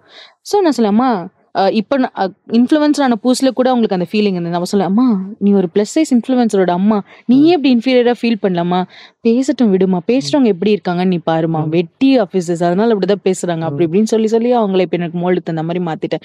சி நம்மள எல்லாமே ஒரு காலத்துல வந்து நம்மள திரும்பி பார்த்து கிண்டல் பண்ணிருப்பாங்க. பா எப்படின்வாங்க, ம். ஷோ அப்படின்வாங்க. எப்படி நம்மள இப்ப இந்த சினிமா தியேட்டர்ஸ்க்குலாம் போறோம்னு வச்சுக்கோங்களேன். ஆனா அப்படின்வாங்க. இந்த மாதிரிலாம் பண்ணுவாங்க. நம்மளுக்கு இதெல்லாம் தெரியாம இல்ல. ஓகே. எல்லாமே நம்ம காதுல இருந்து விழும். எல்லாமே நம்ம பார்ப்போம். ம். பட் அதுக்கு ஏன் நம்ம ரியாக்ட் பண்ணணும்? அது அவங்களோட தாட். ம். இதே மாரி நான் திருப்பி அவங்கள கிண்டல் பண்ணா அவங்களால அத தாங்கிக்க முடியாது. ம். ஓகேவா? பண்றவங்க எல்லாருமே ரதி தேவதைகளோ, இல்ல வந்து அப்படியே மன்மதர்களோ இல்ல. கரெக்ட்டா? எல்லாரும் அவங்கவங்களுக்கு அவங்கவங்க அழகு. ஓகே. அப்படின்னு சொல்லி அவங்க எடுத்துட்டு போயிட்டே இருக்கணும். ம். இப்ப நான் திருப்பி அதே மாரி கிண்டல் பண்ணா அப்புறம் அவங்களுக்கு எனக்கு எந்த வித்தியாசமும் கிடையாது. ம். ஆனா அப்படி பண்ண ஒருத்தவங்கள இப்ப போம்போது, "ஏய் இவங்க அந்த YouTubeல டான்ஸ் ஆடுறவங்க தானே. ஏய் இவங்க அவங்க தானே." அப்படின்னு நான் அத மாத்திருக்கேன். அதுவே எனக்கு ஒரு பெரிய விஷயம் தான். ம். நாளைக்கு என்ன பார்த்து ஓகே இந்த மாரி தாட்ட கூட நம்மளோட செயலால மாத்தலாம்னு 4 பேருக்கு தெரிஞ்சா ஓகே. இது ஒரு நல்ல விஷயம் தான். ம். அப்படின்னு நான் நினைக்கிறேன். அண்ட் வந்து சைஸ் வச்சு, கலர் வச்சு தான் ஒரு சில ஃபீல்டே வந்து அவங்க டிசைட் பண்றாங்க. அண்ட் டான்ஸ் ஆடணும்னா அவங்க வந்து அப்படியே பயங்கர ஃபிட்டா இருக்கணும், ஒல்லியா இருக்கணும்ன்ட்டு. அதெல்லாம் எப்படி பிரேக் பண்ணிட்டு இந்த டான்ஸ் மேல ஒரு ஆர்வம் வந்துச்சு? டான்ஸ்ன்றது எனக்கு ரொம்ப பிடிச்ச ஒரு விஷயம். ஏன் வந்து உங்களுக்கு இந்த ஃபுட் பிடிக்குதுன்னா உங்களுக்கு என்ன சொல்வீங்க? அதோட டேஸ்ட். அது ம். சாப்பிடும்போது அப்பா அப்படி இருக்குல்ல. அது ம். மாதிரி எனக்கு டான்ஸ் ஆடும்போதோ, அத ம். பிரசன்ட் பண்ணும்போதோ, எனக்கு அதுக்கு ஒரு நல்ல பாசிட்டிவ் கமெண்ட் எனக்கு வரும்போதோ, ஐ ஃபீல் அப்பா wow! That's made my day அப்படி இருக்கும். ஸோ இப்போ அந்த எக்ஸாக்ட்டா அந்த ரீல் பத்தி தான் கேட்க வந்தேன். ஸோ அம்மா தான் சீரியஸா அந்த மாரி மேக்கப் போட்டு சொன்னாங்களா? ஆக்சுவலா அவங்களுக்கு ஆக்சுவலா த்ரிஷானா அவங்களுக்கு ரொம்ப பிடிக்கும். ஓகே. இந்த படம் ஃபர்ஸ்ட் டைம் ரிலீஸ் ஆகும்போதே ம். அது மாதிரி போட்டு ஆடு அப்படின்னு சொல்லிட்டே இருப்பாங்க. ம். நான் சொன்னேன் அப்பெல்லாம் இந்த மாதிரி ரீக்ரியேஷன்லாம் அவ்வளோ ஃபேமஸ் இல்லை. எனக்கும் அந்த தாட் போல நான் சொன்னேன் நான் கண்டிப்பா ஒரு நாள் பண்றேன் அப்படின்னு சொல்லியிருந்தேன். ஸோ இப்போ ரிலீஸ் ஆச்சா சரி ஓகே அவங்க அன்னைக்கு கேட்டாங்க அதே ரிலீஸ் அப்ப நம்மளும் ஒரு ரீக்ரியேட் பண்ணிடக்கூடாதுன்னு போட்டதுதான். ம். அது இவ்வளோ ஆகும்னு நானே உஷா மேமே எதிர்பார்க்கல. வந்து கமெண்ட்லாம் பண்ணிட்டு போயிருந்தாங்க. எனக்கு நிஜமா அது நான் போட்ட எஃபர்ட்டுக்கு ம். அது ஒரு நல்ல விஷயமா இருந்துச்சு. நல்ல என்கரேஜ்மெண்ட்டா இருந்தது. கொரியோகிராஃபி எப்படி நீங்களே பண்ணிடுவீங்களா? இல்ல வேற யாரும் பண்ணிடுவேன். பண்றாங்களா? அந்த நீங்களே அந்த பண்ணுவீங்க. டான்ஸ் பார்க்கும்போது அது என்ன பண்ண முடியுமோ பண்ணிடுவேன். ஓகே. ஏதாவது கஷ்டமான ஸ்டெப்ஸ் இந்த மாதிரி வந்துச்சுன்னா கொஞ்சம் 2, 3 நாள் ட்ரை பண்ணுவேன். ஓகே. அந்த மாதிரி கொண்டு வந்துருவேன். ஓகே. இப்போ ஃபியூச்சர் கோல்ஸ் எந்த மாரி செட் பண்ணி வச்சிருக்கீங்க? இதெல்லாம் பண்ணணும், இல்ல இதெல்லாம் செய்யணும் அந்த மாரி? என்னோட ஃபியூச்சர் கோல்ஸ் என்ன அப்படின்னா இந்த இன்ஃப்ளூயன்சிங்கை வந்து நல்லா கொண்டு போகணும். ம். இப்போ யூடியூப்ல வந்து சில ப்ளஸ் சைஸ் ரிலேட்டடாக ஏதாவது ஸ்டோரிஸ் மாதிரி போடணும், ம். தீம் ஃபார்ம் பண்ணி இந்த மாதிரி எனக்கு ஒரு ஆசை இருக்கு. ம். பட் இப்படி நான் ஃபோக்கஸ் பண்ணிட்டு இருக்கும்போது எனக்கே தெரியாம வந்த ஆப்பர்ச்சுனிட்டிஸ் தான் இந்த ஃபிலிம் ஆப்பர்ச்சுனிட்டிஸ்லாம். ஓகே. ஸோ அப்படி வந்து பார்த்தீங்கன்னா கிட்டத்தட்ட ஒரு 5 ஃபிலிம்ஸ் கிட்ட நான் பண்ணியிருக்கேன். சூப்பர். அதில் வந்து கிட்டத்தட்ட ஒரு 3 கிட்ட ரிலீஸ் ஆயிருக்கு. பட் ம். ஓகே ஃபர்ஸ்ட் அதில் 3 வந்து ரொம்ப பேர் சொல்ற அளவுக்கு பெருசா அது ஓடல. But I am happy. ம். ஒரு கேமரா முன்னாடி எனக்கு கிடைச்ச எக்ஸ்பீரியன்ஸாக தான் அதை நான் நினைக்கிறேன். ஸோ அது மூலமா எனக்கு நிறையா ஃபிலிம்ஸ் வந்தது. இன்னும் 2 ஃபிலிம் ரிலீஸ் ஆக போகுது. I am feeling happy. Any surprising reveal? இதெல்லாம் சொல்ல முடியாது. அந்த டீம் ரிலீஸ் பண்ணும்போது இட் வில் பி. ஸோ ஒரு பெரிய படம் இருக்கு கண்டிப்பா. இருக்கு. தி ஹீரோ, டைரக்டர் எதுவுமே ரிவீல் பண்ணக்கூடாது. எதுவுமே ரிலீவ் பண்ணுது. நீங்க சாப்பாடை பத்தி பேசும்போதெல்லாம் உங்க கண்ணுல ஒரு சந்திரமுகி பாக்குறேன். இன்கேஸ் அவ்வளோ ரசிக்கிறீங்க அத, அந்த அந்த சாப்பிட்றவங்களுக்கு தான் அதோட டேஸ்ட் தெரியும்னு சொல்லுவாங்கல்ல. ஸோ எந்த சாப்பாடு சாப்பிடும்போது அப்படியே எல்லாத்தையும் மறந்துடுவீங்க? சாப்பாடு சாப்பிடும்போதே நம்ம மறந்துடுவேன். ஓகே. நீங்க ஒரு பேப்பர்ல ஃபுட் எழுதி கொடுத்தாலே it will make me happy. Okay. என் கூட இருக்கவங்களுக்கு தெரியும். நான் ஃபுட் வந்து நிறைய சாப்பிட மாட்டேன். ம். பட் சாப்பிட்ற ஃபுட்டை வந்து ரொம்ப ரசிச்சு சாப்பிடுவேன். ம். இந்த இடத்துல இந்த ஃபுட் நல்லா இருக்கும் அப்படின்னா எஃபர்ட் எடுத்து அங்க போய் ம். அதை சாப்பிட்டுட்டு கூட நான் வருவேன். இன்னைக்கு கூட அப்படிதான் பண்ணேன். ஓகே. கடைசியா அந்த மாதிரி ரொம்ப ரசிச்சு சாப்பிட்டு எக்ஸ்ப்ளோர் பண்ண சாப்பாடு எது? நான் இன்னைக்கு தான் என்னது? இங்க உங்க ராயப்பேட்டையில வந்து இந்த ரத்னா கஃபே இருக்கும்ல, ஓகே. அந்த சாம்பார் வந்து அவ்வளோ டேஸ்டா இருக்கும். 2 இட்லிக்கு அப்படியே சட்டி நிறைய சாம்பார் ஊத்தி அது ஒரு ஸ்பூன்ல எடுத்து சாப்பிடும்போது அப்பா அப்படி இருக்கும். பா, நீங்க ஏன் ஃபுட் லாகர் ஆயிடக்கூடாது? நான் சாப்பிடும்போது நான் மெய் மறந்துடுவேன். அதை ஷூட் எடுக்கணும்ன்றத மறந்துடுவேன். அதனால நான் இன்னும் அந்த பக்கம் போல. ஓகே. போகணும் இனிமேதான். லைஃப்ல நடந்த மறக்க முடியாத நம்பிக்கை துரோகம் ஏதாவது இருக்கா? ரொம்ப பெரிய பேக் ஸ்டாப் அப்படி? ஆக்சுவலா பேக் ஸ்டாபிங் வந்து இருக்கு. நிறைய ஃப்ரெண்ட்ஸ் ஏன் ரிலேட்டிவ்ஸ் எல்லாருக்கும் எல்லா இடத்துலயுமே இருக்கு. பட் வந்து அது எனக்கு வந்து இன்னும் ரொம்ப தாக்குனது இல்லை. என் ஃபேமிலியே நிறைய தாக்கியிருக்கு. ம். ஸோ எனக்குன்னு பர்சனலா வந்து நான் சொன்னது இந்த லவ் ம். அந்த மாதிரி மனுஷங்க கிட்ட இருந்து கிடைச்ச பேக் ஸ்டாபிங் தான். ம். ஸோ எப்பேற்பட்ட மனுஷனையும் எவ்வளோ ஸ்ட்ராங்கா இருந்தாலும் இந்த வாழ்க்கை ஒரு தடவை ஆட்டி பார்த்துரும். கண்டிப்பா பேக் ஸ்டாபிங் எல்லா இடத்துலயும் எப்போதுமே இருக்கும். அதுவும் எஸ்பெஷலா நீங்க ஒரு ஒரு மேலோட கூட ஒர்க் பண்ணிடலாம். ஒரு 10 மேல் ஒரு பொண்ணு கூட ஒர்க் பண்ணிடலாம் ஒரு ஆர்கனைசேஷன்ல. ஓகே. ஆனா ஒரு 4 பொண்ணு கிட்ட நீங்க ஒரு பொண்ணா போய் ஒர்க் பண்ண முடியாது. There will be gossips. நான் ஓப்பனாவே சொல்றேன். Reality face. இப்போ ஒரு 5 பொண்ணு உட்காந்து பேசிட்டு இருக்காங்கன்னு ஓகே. வச்சுக்கோங்களேன். இப்போ ஒரு பொண்ணு ஏஞ்சி போனாங்கன்னா மத்த 4 பேர் கண்டிப்பா அந்த ஏஞ்சி போற பொண்ணை பத்தி தான் பேசுவாங்க. மேபி இப்ப இருக்க ஜென்ரேஷன் மாறி இருக்கலாம். நான் வந்து 90s கிட். நான் வந்து அதை நிறையவே ஃபேஸ் பண்ணிருக்கேன். நம்ம காதுபடவே வரும். ஓகே, நம்ம இருந்த வரைக்கும் இதை பத்தி பேசி ஏஞ்சி போனோன்னு பேசியிருக்காங்களே. கண்டிப்பா பேக் ஸ்டாபிங் இருக்கு. அது வேற யாரும் பண்ண வேண்டாம். உங்க க்ளோஸ் ஃப்ரெண்டே பண்ணலாம், க்ளோஸ் ரிலேட்டிவ் பண்ணலாம், உங்க டீம்மேட்ஸ் கூட பண்ணலாம். கண்டிப்பா பண்ணுவாங்க. இது நேச்சுரல் தான். நான் பர்சனலா நிறையவே ஃபீல் பண்ணியிருக்கேன். பட் அதுதான் வேற இது கிடையாது. ஹெல்த்தி காம்படிஷன் ஒன்னு இருக்கு, ஜெல்லஸ்னு ஒன்னு இருக்கு. அந்த ஜெல்லஸ் சைடு கண்டிப்பா இருக்கும், பேக் ஸ்டாபிங் இருக்கும், எல்லாமே இருக்கும். அதெல்லாம் ஒரு பொண்ணு எல்லா இடத்துலயும் அதை ஃபேஸ் பண்ணி தாண்டி தான் வரணும். ஓகே. எல்லாரும் இல்ல, அதுல கண்டிப்பா ஒரு 70 to 80% இந்த மாதிரி இருப்பாங்க. ஓகே. பட் நம்ம எவ்வளவு பாசிட்டிவா இருந்தாலும் நம்மள ஆட்டி பாத்துருவாங்க. நீங்களே உங்களை அறியாம பிரேக் ஆகி லோ ஆகி உட்கார்ந்த கண்டிப்பா நான் மூமெண்ட்ஸ்லாம் உட்கார்ந்துருக்கேன். அந்த சமயத்துல எல்லாம் நம்மளுக்கு வந்து சாங்ஸ் தான், உங்களுக்கு பிடிச்ச சாங்ஸ் ஓகே. போட்டு நான் பாட்டுக்கு கதவு மூடிட்டு டான்ஸ் ஆடிட்டே இருப்பேன். ஏன் இந்த டான்ஸ் இவ்வளவு பிடிக்கும்னா, that's not only my happiness, அது என்னோட எல்லா எமோஷன்ஸையும் பார்த்திருக்கு. லைக் நான் கோவமா இருந்தா கூட போய் டான்ஸ் ஆடி இருக்கேன். இந்த மாதிரி எல்லாம் நீலாம்பரியில கதவு அதான் கேட்க வந்தேன். ஆடுவாங்கல்ல, அந்த மாதிரி. So it's emotion for me. Dance வந்து ஒரு எமோஷன் எனக்கு. சோ அந்த மாதிரி டக்குன்னு கதவு சாத்திட்டு டக்குன்னு ஃபர்ஸ்ட் போட்டு போட்டு நான் பாட்டுக்கு ஆடுவேன். ஆடிட்டு இருக்கும்போதே அழுவேன். I will break down. நான் யாரு முன்னாடி பிரேக் டவுன் ஆக மாட்டேன். பட் நான் அந்த இடத்துல அழுதா நான் லைட்டா ஃபீல் பண்ணுவேன் தெரிஞ்சா அழுதுருவேன். கவலையே படாம. அதெல்லாம் கவலைப்பட மாட்டேன். அந்த மாதிரி கதவு சாத்திட்டு ஆடுற பாட்டுல ஃபர்ஸ்ட் ப்ளே பண்ற சாங் என்னவா இருக்கும் அடிக்கடி? அடிக்கடியா ரொம்ப வந்து கோவமா இருந்தேன்னா கிளாசிக்கல் தான் ஆடுவேன். ஏன்னா ரொம்ப கஷ்டம். அதுல நம்ம மறந்துடுவோம் அந்த கோவம். சீரியஸாவே நீலாம்பரி தான். அப்படி சுத்தி ஆடுறது. ரொம்ப ஹாப்பியா இருந்தேன்னா வந்து ஃபோக் ஆடுவேன், குத்து போட்டு ஆடுவேன். என்ன சாங் பர்டிகுலர் சாங்? அந்த இது இருக்கும்ல, அந்த நீ கட்டும் சேல மடிப்பு இல்லைன்னா கசங்கி பொண்ணு, அந்த மாதிரி சாங். அதுக்கப்புறம் அந்த இந்த வரியா சாங் இருக்கும்ல, அந்த மாதிரி சாங்ஸ். ஓகே. சோ ஹஸ்பண்ட் கூட சேர்ந்து ஆட வைப்பீங்களா? ஆடி இருக்காரா? ஆக்சுவலா அவர் டான்ஸ்னாலே தெரிச்சு ஓடிடுவாரு. இந்த மாதிரி ஏதாவது சாட்டர்டே சண்டே ஆக்சுவலா ஒர்க் பண்றாரு. சோ அவங்க ஆபீஸ்ல ஒர்க் எப்போதுமே அவங்களை பிழிஞ்சு எடுத்துருவாங்க. சாட்டர்டே சண்டே இந்த மாதிரி இருந்ததுன்னா அவர் ஃப்ரீயா இருந்தாருன்னா ஓகே. இப்போ எக்ஸாக்டா ஒரு 10 வருஷத்துக்கு அப்படியே ஒரு டைம் மிஷின் கொடுத்து உங்க பின்னாடி போறீங்க அப்படின்னா, அப்ப இருக்கிற திவ்யாவை பார்த்து இப்ப இருக்கிற திவ்யா என்ன கேட்பாங்க, என்ன சொல்லுவாங்க?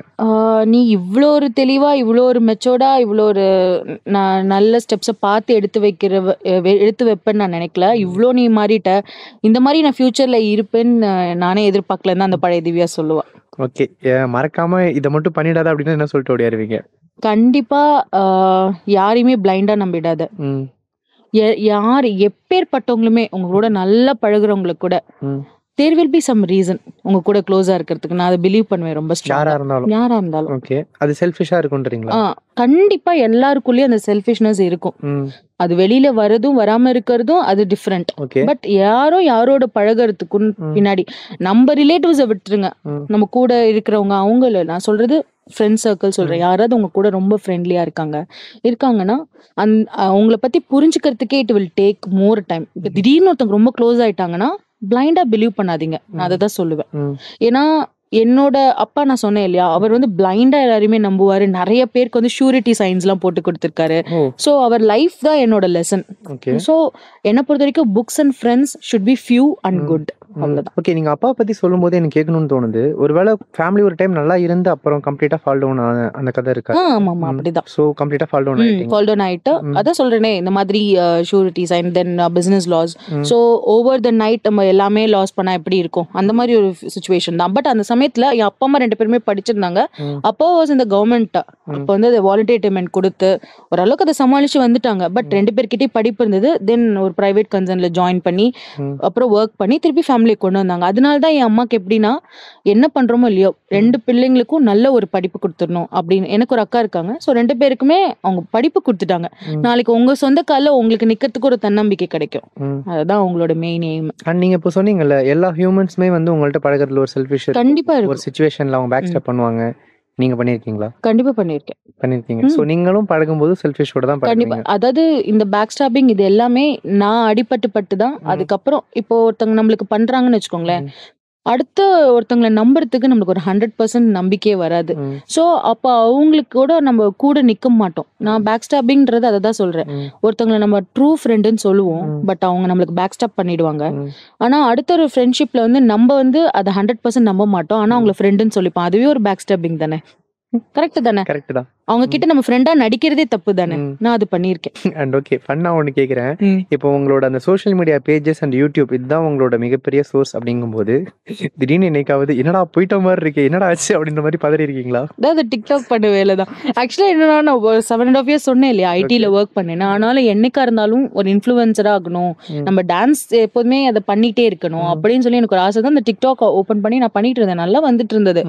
திடீர்னு ஒரு நாள் அதை க்ளோஸ் பண்ணுவாங்க நான் நினைக்கவே இல்லை. நான் அப்ப யூடியூபும் ஓபன் பண்ணவே இல்லை. சரி, அப்ப ரீல்ஸும் இல்ல, அப்பதான் பூன் ஆயிட்டு இருந்த சமயம். அப்ப யூடியூப்ல ஷார்ட்ஸும் கிடையாது. நான் அப்ப எனக்கு இன்னும் ஞாபகம் இருக்கு, இன்னும் கடைசியா ஒரு நாள் அந்த டிக்டாக் இன்னையோட மூட போகுது அப்படின்னு சொல்றேன் அன்னைக்கு ஒரு வீடியோ போடுறேன். எனக்கு தெரியாது, பட் என்னோட சப்போர்ட் இப்ப யூடியூப் கொடுங்க. நான் அப்பதான் அந்த யூடியூப் சேனலே நான் ஆரம்பிச்சேன். அதுல இருந்து ஒரு 1000 followers தான் அங்க வந்தாங்க. அங்க 400K இருந்தாங்க, ஆனா 1000 தான் வந்தாங்க. ஏன்னா எல்லாரும் யூடியூப்ல இருப்பாங்கன்னு சொல்ல முடியாது இல்ல, திருப்பி வரணும், அவங்க ஒரு ப்ரொஃபைல் கிரியேட் பண்ணி நம்மள ஃபாலோ பண்ணணும், இதெல்லாம் இருக்கு. So it took long time for me.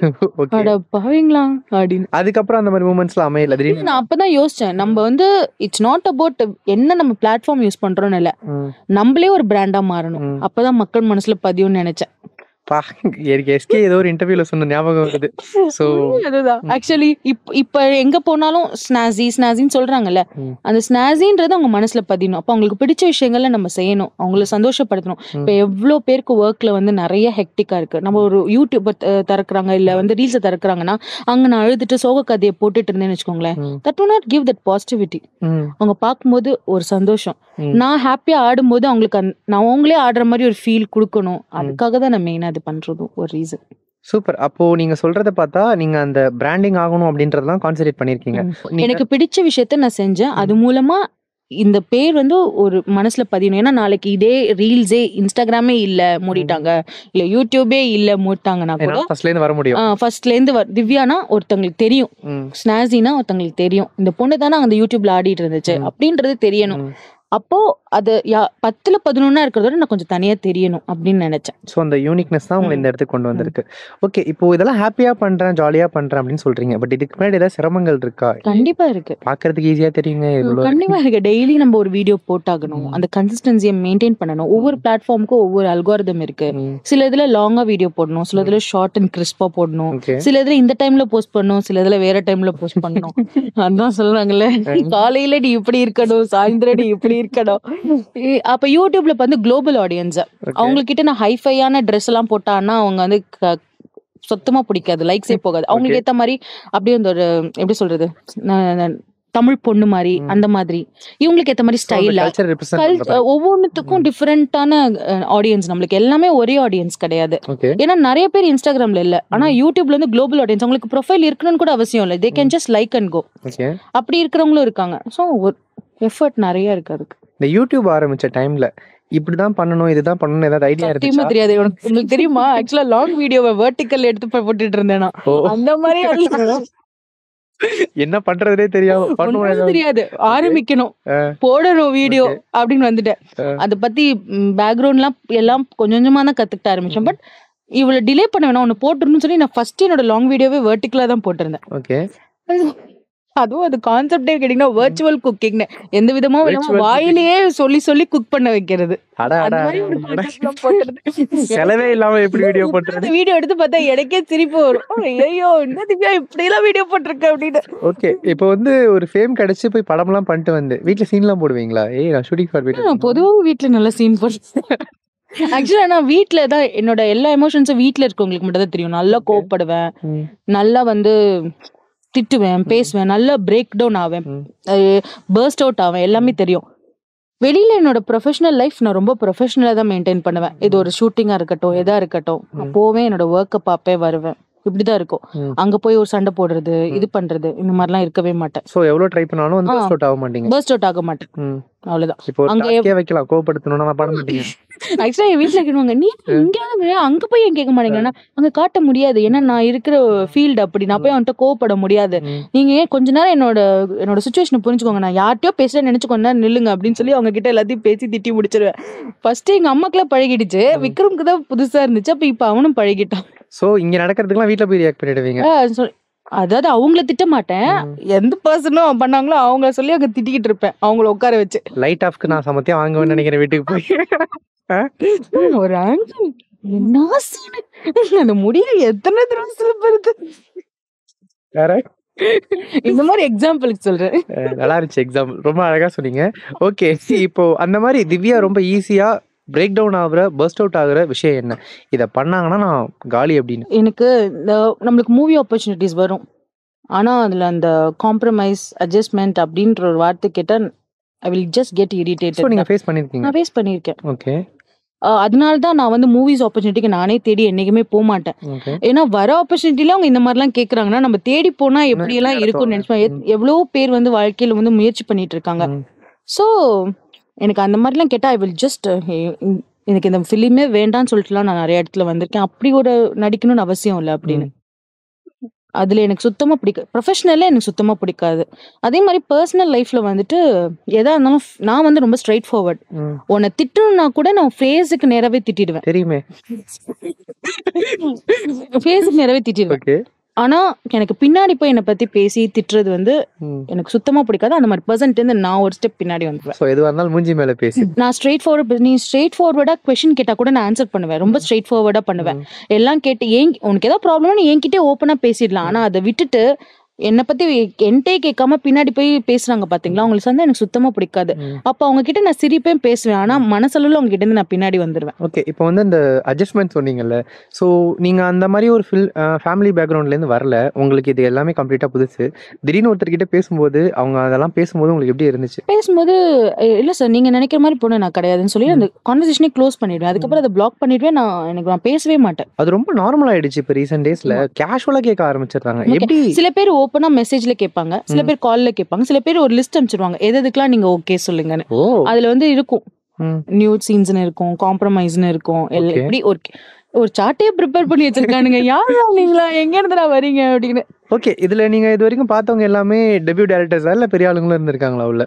ஏன்னா நம்ம கிட்ட ரீச் அவுட் பண்றவங்களே ஏடிஸ் தான் ரீச் அவுட் பண்ணுவாங்க. ஸோ யார் டைரக்டர் இதெல்லாம் வந்து நம்ம ஓகே சொன்னாதான் அடுத்தது சொல்லுவாங்க. ஸோ கான்ஃபிடென்ஷியலா தான் வச்சிருப்பாங்க. ஸோ யார் என்னன்னு நம்மளுக்கு தெரியாது. பட் இது எதுக்காக நான் இப்பயும் சொல்றேன்னா, நிறைய பேர் ஃபிலிம்ல போகணுன்ற அவேர்னஸ் கிரியேட் பண்ணணும். இப்படியும் இருக்காங்க, நீங்க ஜாக்கிரதையா கால் வைங்க அதுல அப்படின்னு தான் நான் சொல்றேன். சில பேர் நல்லா பேசுவாங்க, ஒரு இதுக்காக வா ஒரு ஆக்ட் பண்ணி காட்டு அப்படின்னு சொல்லுவாங்க. அந்த பிளேஸ் உண்மையிலேயே இருக்கா, அப்படி ஒரு இடம் இருக்கா, அந்த நல்ல பிளேஸா, சேஃபான பிளேஸான்னு பார்த்துட்டு போயிட்டு நீங்க வந்து ஆடிஷன் பண்ணுங்க. அதை தான் நான் சொல்ல வரேன். சூப்பர். இந்த மாதிரி அப்ரோச் பண்ணவங்க யாரையாவது உங்களோட ரியல் ஆட்டிடியூட் காமிச்சு கத்தி விட்டு அமைச்சிருக்கீங்களா? அதான் நான் சொல்றேனே, இந்தமா நீங்க நினைக்கிற மாதிரி பொண்ணா கிடையாது. இனிமே இந்த மாதிரி பேசுனீங்கன்னா என்னோட ரியாக்ஷன் வேற மாதிரி இருக்கும் அப்படின்னு சொல்லிட்டு விட்டுருவேன். அது அவங்களே அதுக்கப்புறம் வரமாட்டாங்க. ஃபர்ஸ்ட் நம்ம ட்ரை பண்ணி பார்ப்பாங்க, உங்களுக்கு ஈஸி கோயிங்கா என்ன ஏதுன்னு. அந்த மாதிரி டைப் இல்லைன்னா அவங்களே போயிடுவாங்க. எல்லாமே நம்ம நடந்துக்கிறதுல தான் இருக்கு உண்மையிலேயே. சூப்பர். ஒரு நீட்டான பாட்காஸ்ட் செஷன் அண்ட் நடுவில் செய்க வேற. ஓகே, எனக்கு பாட்காஸ்ட் முடிக்கிறதுக்கு முன்னாடி உங்க பாப்பா உங்க அளவுக்கு துருன்னு இருந்தா அவளை கூப்பிட்டுலாமா ப்ளீஸ்? சரி, கூப்பிடலாம். ஓகே, இந்த கான்வர்சேஷனை செட்டை இன்னும் அழகாக்கிறதுக்கு ஒரு குட்டி ஏஞ்சல் வெயிட் பண்ணிட்டு இருக்கா. வரியா? So yes cutie. பேர் என்ன? அதிஷிதா. அதிஷிதா. அம்மா எப்படி வீட்டில்? நல்லா இருக்காங்க. நல்லா தான் இருக்காங்களா? கோவப்படுறாங்களா? ஆமாம், சில டைம் கோவப்படுவாங்க, நாங்கள் சில டைம் கோவப்பட மாட்டாங்க. பயங்கரமாக கத்துவாங்களாமே வீட்டில்? ஆமாம், கத்துவாங்க, அப்புறம் கத்த மாட்டாங்க. கத்துவாங்க அப்புறம் கத்த மாட்டாங்களா? நீங்கள் என்ன படிக்கிறீங்க? பிகேஜி படிக்கிறேன். டிகேஜி படிக்கிறீங்களா? சொல்லி கொடுத்த மாதிரி அப்படியே பேசுறீங்களே ஸ்கிரிப்ட் மாதிரி. ஓகே, சொல்லுங்கள். அம்மா அப்பா வீட்டில் லவ்லாம் பண்ணுவாங்களா? இல்லை சண்டை தான் அதிகம் போட்டுப்பாங்களா? சண்டை போட்டுக்குவாங்க, அப்புறம் சண்டை போடுது, அப்புறம் கொஞ்சுக்குவாங்க. கொஞ்சிக்குவாங்களா? நல்ல வேளை நல்ல வார்த்தையை யூஸ் பண்ண. சரி சொல்லுங்களேன், எப்படி கொஞ்சிப்பாங்க அழகா? எப்படின்னா, அப்பா இனிமே பண்ண மாட்டேன் சொல்லுவாங்க. வேணாம் நான் இன்னொருத்திங்க கூப்பிட்டுக்கிறேன் அம்மா சொல்லுவாங்க. ஸோ நீ வந்து ஆஃப்டர் ஃபைட் பார்த்துட்டு வந்திருக்க. சரி சொல்லு, அம்மா சமைக்கிறதுல என்ன ரொம்ப பிடிக்கும்? சமைக்கல. நீ யோசிக்கிறத பார்த்தா எதுவுமே பிடிக்காது போலயே. நான் வீட்ல மோஸ்ட்லி சமைக்க மாட்டேன். அப்படியா? வீட்டில் குக்கிங்லாம் யாரு? அம்மா தான். அம்மா பார்த்துப்பாங்க. ஸோ பாட்டி ரொம்ப பிடிக்குமா? சரி ஓகே, அப்போ நீ இப்படி சொல்லு, பாட்டி சமைக்கிறதுல அம்மா என்ன நல்லா சாப்பிடுவாங்க? நல்லா சாப்பிடுறது. ரொம்ப டீப்பாக யோசிக்கிறீங்களே. சரி இதெல்லாம் விட்டுறலாம். உங்களை ஒழுங்காக விளையாடலாம் வைக்கிறாங்களா? ஃபோன்லாம் கொடுக்குறாங்களா? ஃபோன் கொஞ்ச நேரம் பார்த்துட்டு எனக்கு போர் அடிக்கும் சொல்லிட்டு நானே வச்சிருவேன். ஓ, ஃபோன் கொஞ்ச நேரம் பார்த்தா உனக்கே போர் அடிச்சிருமா? ஆமா, அவளுக்கு அப்படிதான். கொஞ்ச நேரம் பார்த்துட்டு அந்த டைம் அவளுக்கு ஒரு அலாட்மெண்ட் இருக்கும், 20 minutes 30 minutes. அதுக்கப்புறம் அவளே போர்ட் அவுட் ஆகி கொடுத்துருவா. அவ்வளோ நல்ல பாப்பாவா நீங்கள்? ஆக்சுவலாக அம்மா அப்பா கொஞ்சம் ஒர்க் பண்ணிட்டு இருக்காங்க அப்படின்னா, பிஸி பீப்புளாக இருக்காங்கன்னா குழந்தைங்களுக்கு டைம் ஸ்பெண்ட் பண்ணுறது இல்லை, நாங்கள் அதில் ரொம்ப பர்டிகுலராக இருப்போம். இப்போ எனக்கு ஷூட் இருந்ததுன்னா விக்ரம் ஒர்க் ஃப்ரம் ஹோம் வாங்கிட்டு he will be with her. அப்போ அவங்க கொஞ்ச நேரம் ப்ளே ஏரியா கூட்டிகிட்டு போய் கீழே பார்க் மாதிரி இருக்காங்க, விளையாடுவான். அதே மாதிரி 2 பேருக்குமே ஒர்க் இருந்து நைட் வந்துட்டா கூட even if it is 10 o'clock இருந்தாலும் ஒரு 3-4 கேம்ஸாவது விளையாடிட்டு தான் தூங்க போவோம். ஏய் சூப்பர். அம்மா டான்ஸ் ஆடும்போது நேர்லலாம் பார்த்துருக்கியா? பார்த்துருக்கேன். என் வீடியோவில் முக்காவாசி வியூஸ் அவ தான். படுத்துட்டு எப்பவுமே பார்த்து ரசிச்சுக்கிட்டே இருப்பா. அம்மா அந்த டான்ஸ்ல எது ரொம்ப பிடிக்கும்? சொல்லு, ஏதாவது ஒரு பாட்டு சொல்லு. அச்சா அச்சோ அச்சோ அச்சோ அச்சோ. எங்களுக்காக சும்மா கை மட்டுமாது பாடி காட்டு. 2 பேர் சேர்ந்து பண்ணலாமா? அச்சோ அச்சோ. அம்மா சும்மா கூட சேர்ந்து உட்கார்ந்துட்டே பண்றியா? பண்ணு. அம்மா கூட சேர்ந்து பண்றியா? பாடுறியா? நீ பாடுறியா? அம்மா இப்ப பண்றேன். நான் பின்னாடி ஒளிஞ்சுக்கிட்டேன். சரியா? நான் இங்க இல்ல. நான் காண போயிட்டேன். பண்ணலாமா? சரி, சும்மா சரி. பாடு, அம்மா டான்ஸ் ஆடு. சரி நீ பாடு, அம்மா டான்ஸ் ஆட்டும். அம்மா உட்காந்து ஆட்டும். அச்சா அச்சா அச்சா அச்சா அக்கம் பக்கம் அச்சா அது சுக்கி. அந்த வரி மட்டும் தான் ஈஸியா இருக்குல்ல. சரி ஓகே, அப்பாவை கூப்பிட்டு போயிருக்கலாமா? அப்பாவை கூப்பிட்டு பார்ப்போம் இங்க. அப்பா ஓகே அதிக்ஷிதா பாப்பா, அப்பாவையும் கூப்பிட்டு உட்கார வச்சாச்சு. உனக்கு அம்மா கிட்ட அப்பா கிட்ட ஏதாவது கேட்கணுமா? கேளு பார்ப்போம். ஏதாவது கேளு. உனக்கு கேட்கணுமா? கேட்க தெரியல. கேட்க தெரியல. நான் வேணா போட்டு கொடுக்கவா? ஏதாவது ஏன் வந்து எப்போ பார்த்தாலும் சண்டை போட்டுட்டே இருக்கீங்கன்னு கேளு. கேட்க மாட்டேற? சரி ஓகே, நான் கேட்கவா ஏதாவது? சரி ஓகே. ஆக்சுவலாக பாட்காஸ்ட்னால் 1-on-1 தான் இருக்கும். நான் உங்களை கூப்பிட்டதுக்கு ரீசனே என்னென்னா, அவங்க பேசும்போது வார்த்தைக்கு வார்த்தை அம்மா நீங்கள் குழந்தை மென்ஷன் பண்ணிட்டே இருந்தாங்க. ஃபேமிலின்னு நீங்கள் பார்க்குறத பார்த்தா சரியில்லையே, மென்ஷன் பண்ணிட்டே இருந்தாங்க. ஸோ எனக்கு நீங்களாக இருக்கணும்னு தோணுச்சு, ஒரு ஃபேமிலி பாட்காஸ்ட்டாகவே இருக்கட்டும் அப்படின்னு சொல்லிட்டு. ஸோ மேட்ரிமோனியில் தான் ஃபஸ்ட் டைம் மீட் பண்ணிங்கன்னு சொன்னாங்க. ஸோ நிறைய கிரிட்டிசிசம் இருக்கும், அவங்க ஃபேஸ் பண்ணிட்டு அவங்க ரொம்ப போல்டாக லெஃப்ட் ஹேண்டை டீல் பண்ணிட்டு அப்படி இருக்காங்க. பட் ஃபஸ்ட் டைம் இப்படி ஒரு பொண்ணை பார்க்குறீங்க, இல்லை இவங்க தான் நமக்கு பொண்ணுன்னு அப்படின்னு ஃபிக்ஸ் பண்ண அந்த மூமெண்ட் இருக்குல்ல, என்ன யோசிச்சு டிசைட் பண்ணிங்க? ஃபஸ்ட்டு பிக்சர் பார்த்தோன்னே டிசைட் பண்ணிட்டேன். ஓகே. பார்த்தோன்னே நல்லா குண்டா இருந்தாங்க. சரி அப்போவே நமக்கு ஏற்ற பேர் இவங்களா தான் இருப்பாங்க. வச்சு அங்கேயே ஆஃபு. அதுக்கப்புறமா ஒரு நாள் பேசினோம். பேசும்போதே 90% கன்ஃபார்ம் ஆயிடுச்சு. ஓகே அப்படின்னு படக்கூடாதுன்னா ஏன் படக்கூடாது? அவங்க தான் காதல் பற்றி பேசும்போது கேஷுவலாக அங்கே சீலானவன் தான் இப்போ வரைக்கும் முடிந்தே கிடைக்கிறீங்களா? ஓகே, அவங்க பேசும்போதே ஒரு மாதிரி அப்படியே சொல்லு என்ன அப்படின்ற ஒரு மோட்ல தான் இருக்கு, ரொம்ப என்த்துவா. ஸோ நீங்கள் ஃபர்ஸ்ட் டைம் பேசும்போது எப்படி இருந்துச்சு உங்களுக்கு? ஜாலியாக இருந்துச்சு, செம்ம ஜாலியாக அப்படி தான் பேசுவேனே. இப்போ எப்படி பேசுகிறேன்னா அது மாதிரி தான் கான்வர்சேஷனே அப்படி தான் இருக்கும், ரொம்ப ஸ்ட்ரைட் ஃபார்வர்டாக தான் இருக்கும். அட்லீஸ்ட் இந்த காதல் வார்த்தைகள் பேசும்போதாவது வெக்கப்படுறது, குடையிறது, அதெல்லாம் தாராளமாக உண்டு. மல்டி எமோஷன்ஸ் தான். ஓகே, நீங்கள் சொல்லுங்கள், ஆஃப்டர் மேரேஜ் இவங்க இதெல்லாம் நான் ஃப்ரீக்வெண்ட்டாக பண்ண போகிறேன் அப்படின்னு பண்ண ஆரம்பிக்கும் போது நீங்கள் இவ்வளோ பெரிய சப்போர்ட் கொடுத்துருக்கீங்கன்னா கண்டிப்பாக சாதாரண விஷயம் இல்லை. சுற்றி இருக்கிறவங்களாம் நிறைய பேசியிருப்பாங்க, சொல்லியிருப்பாங்க. அதை தாண்டி எப்படி உங்களால் இவ்வளோ சப்போர்ட் லவ் கொடுக்க முடியுது? இல்லை ஆக்சுவலாக நான் வந்து அந்த மாதிரி நினைக்கல. சப்போர்ட்டுங்கிறத தாண்டி அவளுக்கு பிடிச்சதை அவள் பண்ணுறா, நமக்கு பிடிச்சதை நம்ம பண்ணால் நம்ம பெரிய ஆள் ஆகிடுவோம். அவளுக்கு பிடிச்சதை அவள் பண்ணுறா, அதில் நம்ம சப்போர்ட் பண்ணுறது என்னென்னா அட்லீஸ்ட் வந்து அவளுக்கு என்ன தேவையோ அது இருக்காங்கிறத பார்த்துக்கிறது தான் எனக்கு தெரிஞ்ச சப்போர்ட்டு. ஸோ மற்றபடி நான் அதை வந்து பெருசாக எதுவும் அவளுக்கு சப்போர்ட் பண்ணும் அப்படின்ட்டுலாம் நான் வந்து எஃபர்ட்லாம் அந்த மாதிரி எடுத்ததில்லை. நான் அவள் பண்ணுறது நான் ரசிப்பேன். ஸோ அவன் ஒரே எஃபர்ட் இதுக்காக நிறைய போட்டிருக்கானா டான்ஸ் தான். அவனுக்கு அது வராது, அதனால அவனை போட்டு டார்ச்சர் பண்ணிட்டு இருப்பேன் நைட்டு ஃபுல்லாக ப்ராக்டிஸ் பண்ணி. அந்த மாதிரி நாங்கள் ஒரு ரியாலிட்டி ஷோ ஒன்று பண்ணியிருந்தோம் ஜீல, சூப்பர் ஜோடி அப்படின்னு. ஸோ அதில் தான் அவன் நிறையா டான்ஸ் ஸ்டெப்ஸ்லாம் ரொம்ப கொஞ்சம் கஷ்டமான ஸ்டெப்ஸ்லாம் கூட பண்ணியிருக்கான். அண்ட் உங்களோட அந்த லவ் ஃபெயிலியர் ஸ்டோரி சொல்லிட்டு இருந்தாங்க. அது எப்படிங்க அவ்வளோ நாள் லவ் பண்ணிட்டு ஒருத்தவங்க கடைசியாக நான் தங்கச்சியாக நினச்சிக்கோ எனக்கு அண்ணன் சொல்லிட்டு போனது? ஆனால் டிப்ரெஷன்ல போறதுக்கு பதிலாக கோவம் வந்ததுனால அது அப்படியே வேற மாதிரி எமோஷன். ஆக்சுவலாக எத்தனை வருஷம் ரிலேஷன்ஷிப் அது? ஒரு 4 years. 4 years இருந்துட்டு எப்படிங்க ஒருத்தரால வந்து நீங்கள் என்ன தங்கச்சியாக பார்த்துக்கணும் சொன்னாங்களே. அது நடக்கிற வரைக்கும் அப்படி ஒரு பாசிபிலிட்டி இருக்கான்னு தெரியாது. நடந்தப்புறம் தானே இப்படி கூட நடக்குதுன்னு தெரியும். பொண்ணுங்க ஈஸியாக அண்ணான்னு சொல்லிடுவாங்கன்னு சொல்லுவாங்க பேச்சுக்கு. ஆனால் சினிமாவில் பார்த்துருப்போம்ல, நான் அதெல்லாம் பார்க்கும்போது சும்மா கதைக்கு ஏதோ சொல்கிறாங்கன்னு நினச்சேன். நான் சொல்லும் போது நிஜமானே இப்படிலாம் அதுவும் 4 வருஷம் கழிச்சு ஏதாவது அறிகுறி தெரிஞ்சது அவங்களுக்கு? சுத்தமாக இல்லை. ஓகே, ஆஃப்டர் அவங்க சொன்னாங்க ஒரு லவ் பிரேக்கப்புக்கு அப்புறமா உங்களை சூஸ் பண்ணது அந்த லவ் ஜர்னி எல்லாமே சொன்னாங்க. ஒரு ஆஃப்டர் பிரேக்கப் மறுபடியும் ஒரு லவ், அந்த கல்யாணத்துக்கு அப்புறம் ஒரு மெச்சூர் லவ் அப்படின்னு சொன்னாங்க. எப்படி இருந்துச்சு இவங்களை காதலிக்கும் போது? நல்லா இருந்துச்சுங்க. ஆக்சுவலாக வந்து அப்போ தான் தெரிஞ்சுது அது வந்து லவ்வாக இருந்திருந்தாலுமே அது வந்து உண்மையான ஒரு ரிலேஷன்ஷிப், ஒரு அந்த ஒரு லவ் வந்து அதுலேருந்து கிடைக்கல அப்படின்னு. ஓகே, ஸோ இதுதான் வந்து ட்ரூ லவ்னு அப்போ எனக்கு புரிஞ்சுது. இந்த லவ்வில் எல்லாமே இருக்கும், ஹேட்ரட் இருக்கும், ஹர்ட் இருக்கும், அன்பும் இருக்கும், எல்லாமே வந்து அந்த மிக்சடாக கலந்து வரும். ஆனால் கடைசி வரைக்கும் வந்து பார்த்திங்கன்னா கல்யாணத்துக்கு முன்னாடியும் சரி, இப்போவும் கல்யாணத்துக்கு அப்புறம் சரி, குழந்தைக்கு அப்புறமும் சரி, நாங்கள் எப்படி ட்ராவல் பண்ணிட்டு இருந்தோமோ அப்படியே தான் இப்போவும் ட்ராவல் பண்ணிட்டுருக்கோம். ஸோ எங்களுக்குள்ள அந்த ரிலேஷன்ஷிப்பில் பெரிய டிஃப்ரென்ஸ் எனக்கு தெரியும். நான் இப்போ பாரு இப்போ கத்துவா பாருன்னா நான் கரெக்டாக இப்போ கற்றுவேன். அந்த மாதிரி ஒரு அண்டர்ஸ்டாண்டிங் இருக்கும். என்னதான் வந்து ஒய்ஃப்க்கு சப்போர்ட் பண்ணாலும் கூட ஒரு சின்ன ஈகோ இருக்கும், நம்மளை விட அப்படின்னு ஒன்று இருக்கும். சரியா? இப்போ அவங்க நிறைய ஃபேம் ஆகிட்டாங்க, அவங்களுக்கு நிறைய ரிசப்ஷன் கிடைக்குது, படம்லாம் பண்ணுறாங்க.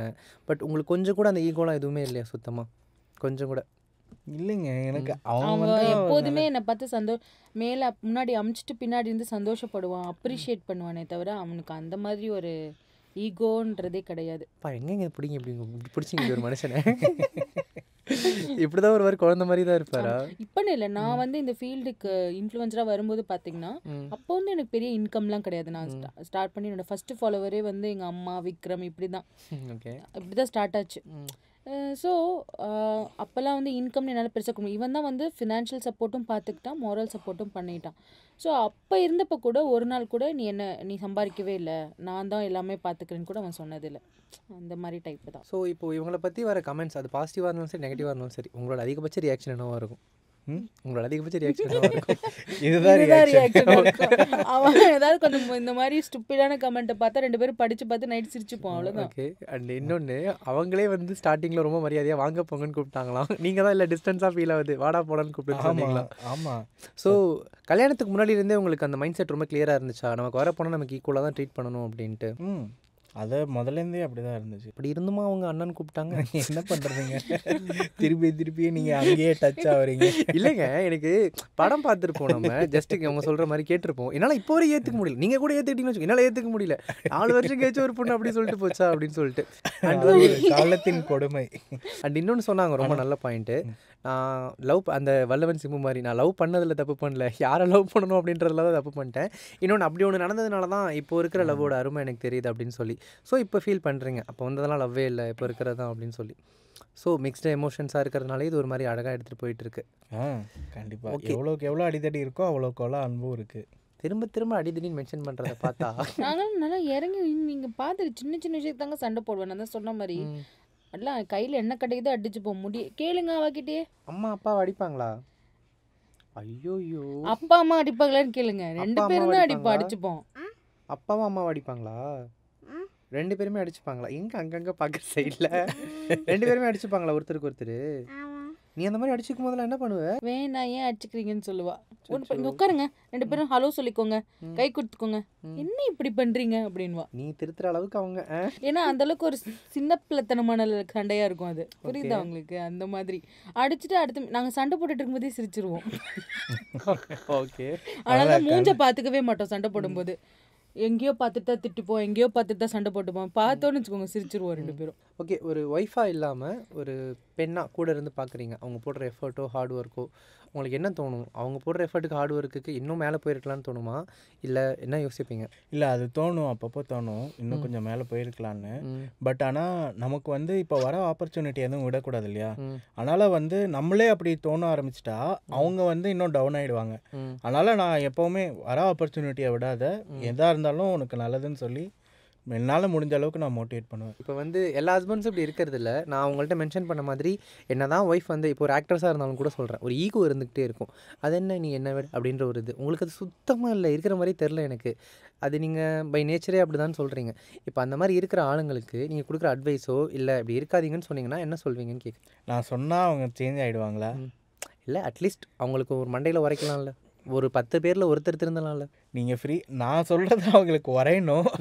ஆக்சுவலாக என்னென்னா லவ்வோ இல்லை ரிலேஷன்ஷிப் பொறுத்த வரைக்கும் இஎன்பி இருக்கக்கூடாது, ஈகோ இருக்கக்கூடாது, பொசசிவ்னஸ் இருக்கக்கூடாது. இது ரெண்டும் இருந்தாலே வாழ்க்கையில் முன்னேற முடியாது. வாழ்க்கையில் எது வரும் அதிகமாக க்ரோ ஆகும்னா பிபி தான் க்ரோ ஆகும். இபி இருந்தா பிபி க்ரோ ஆகும். அதனால வந்து ப்ராப்பர் யூடியூப் கப்புள்ஸ் ஈகோவும் பொசசிவ்னஸும் இருக்கக்கூடாதுங்க ரிலேஷன்ஷிப்பில். ஏன்னா ஒருத்தவங்க வந்து முன்னேறாங்க, அவங்க எனக்கு தான், என்னையை தாண்டி நம்ம அந்த மொமெண்ட்டுக்குள்ளே வந்துட்டாலே நம்ம கண்ட்ரோல் பண்ணுறோன்னு அர்த்தம்.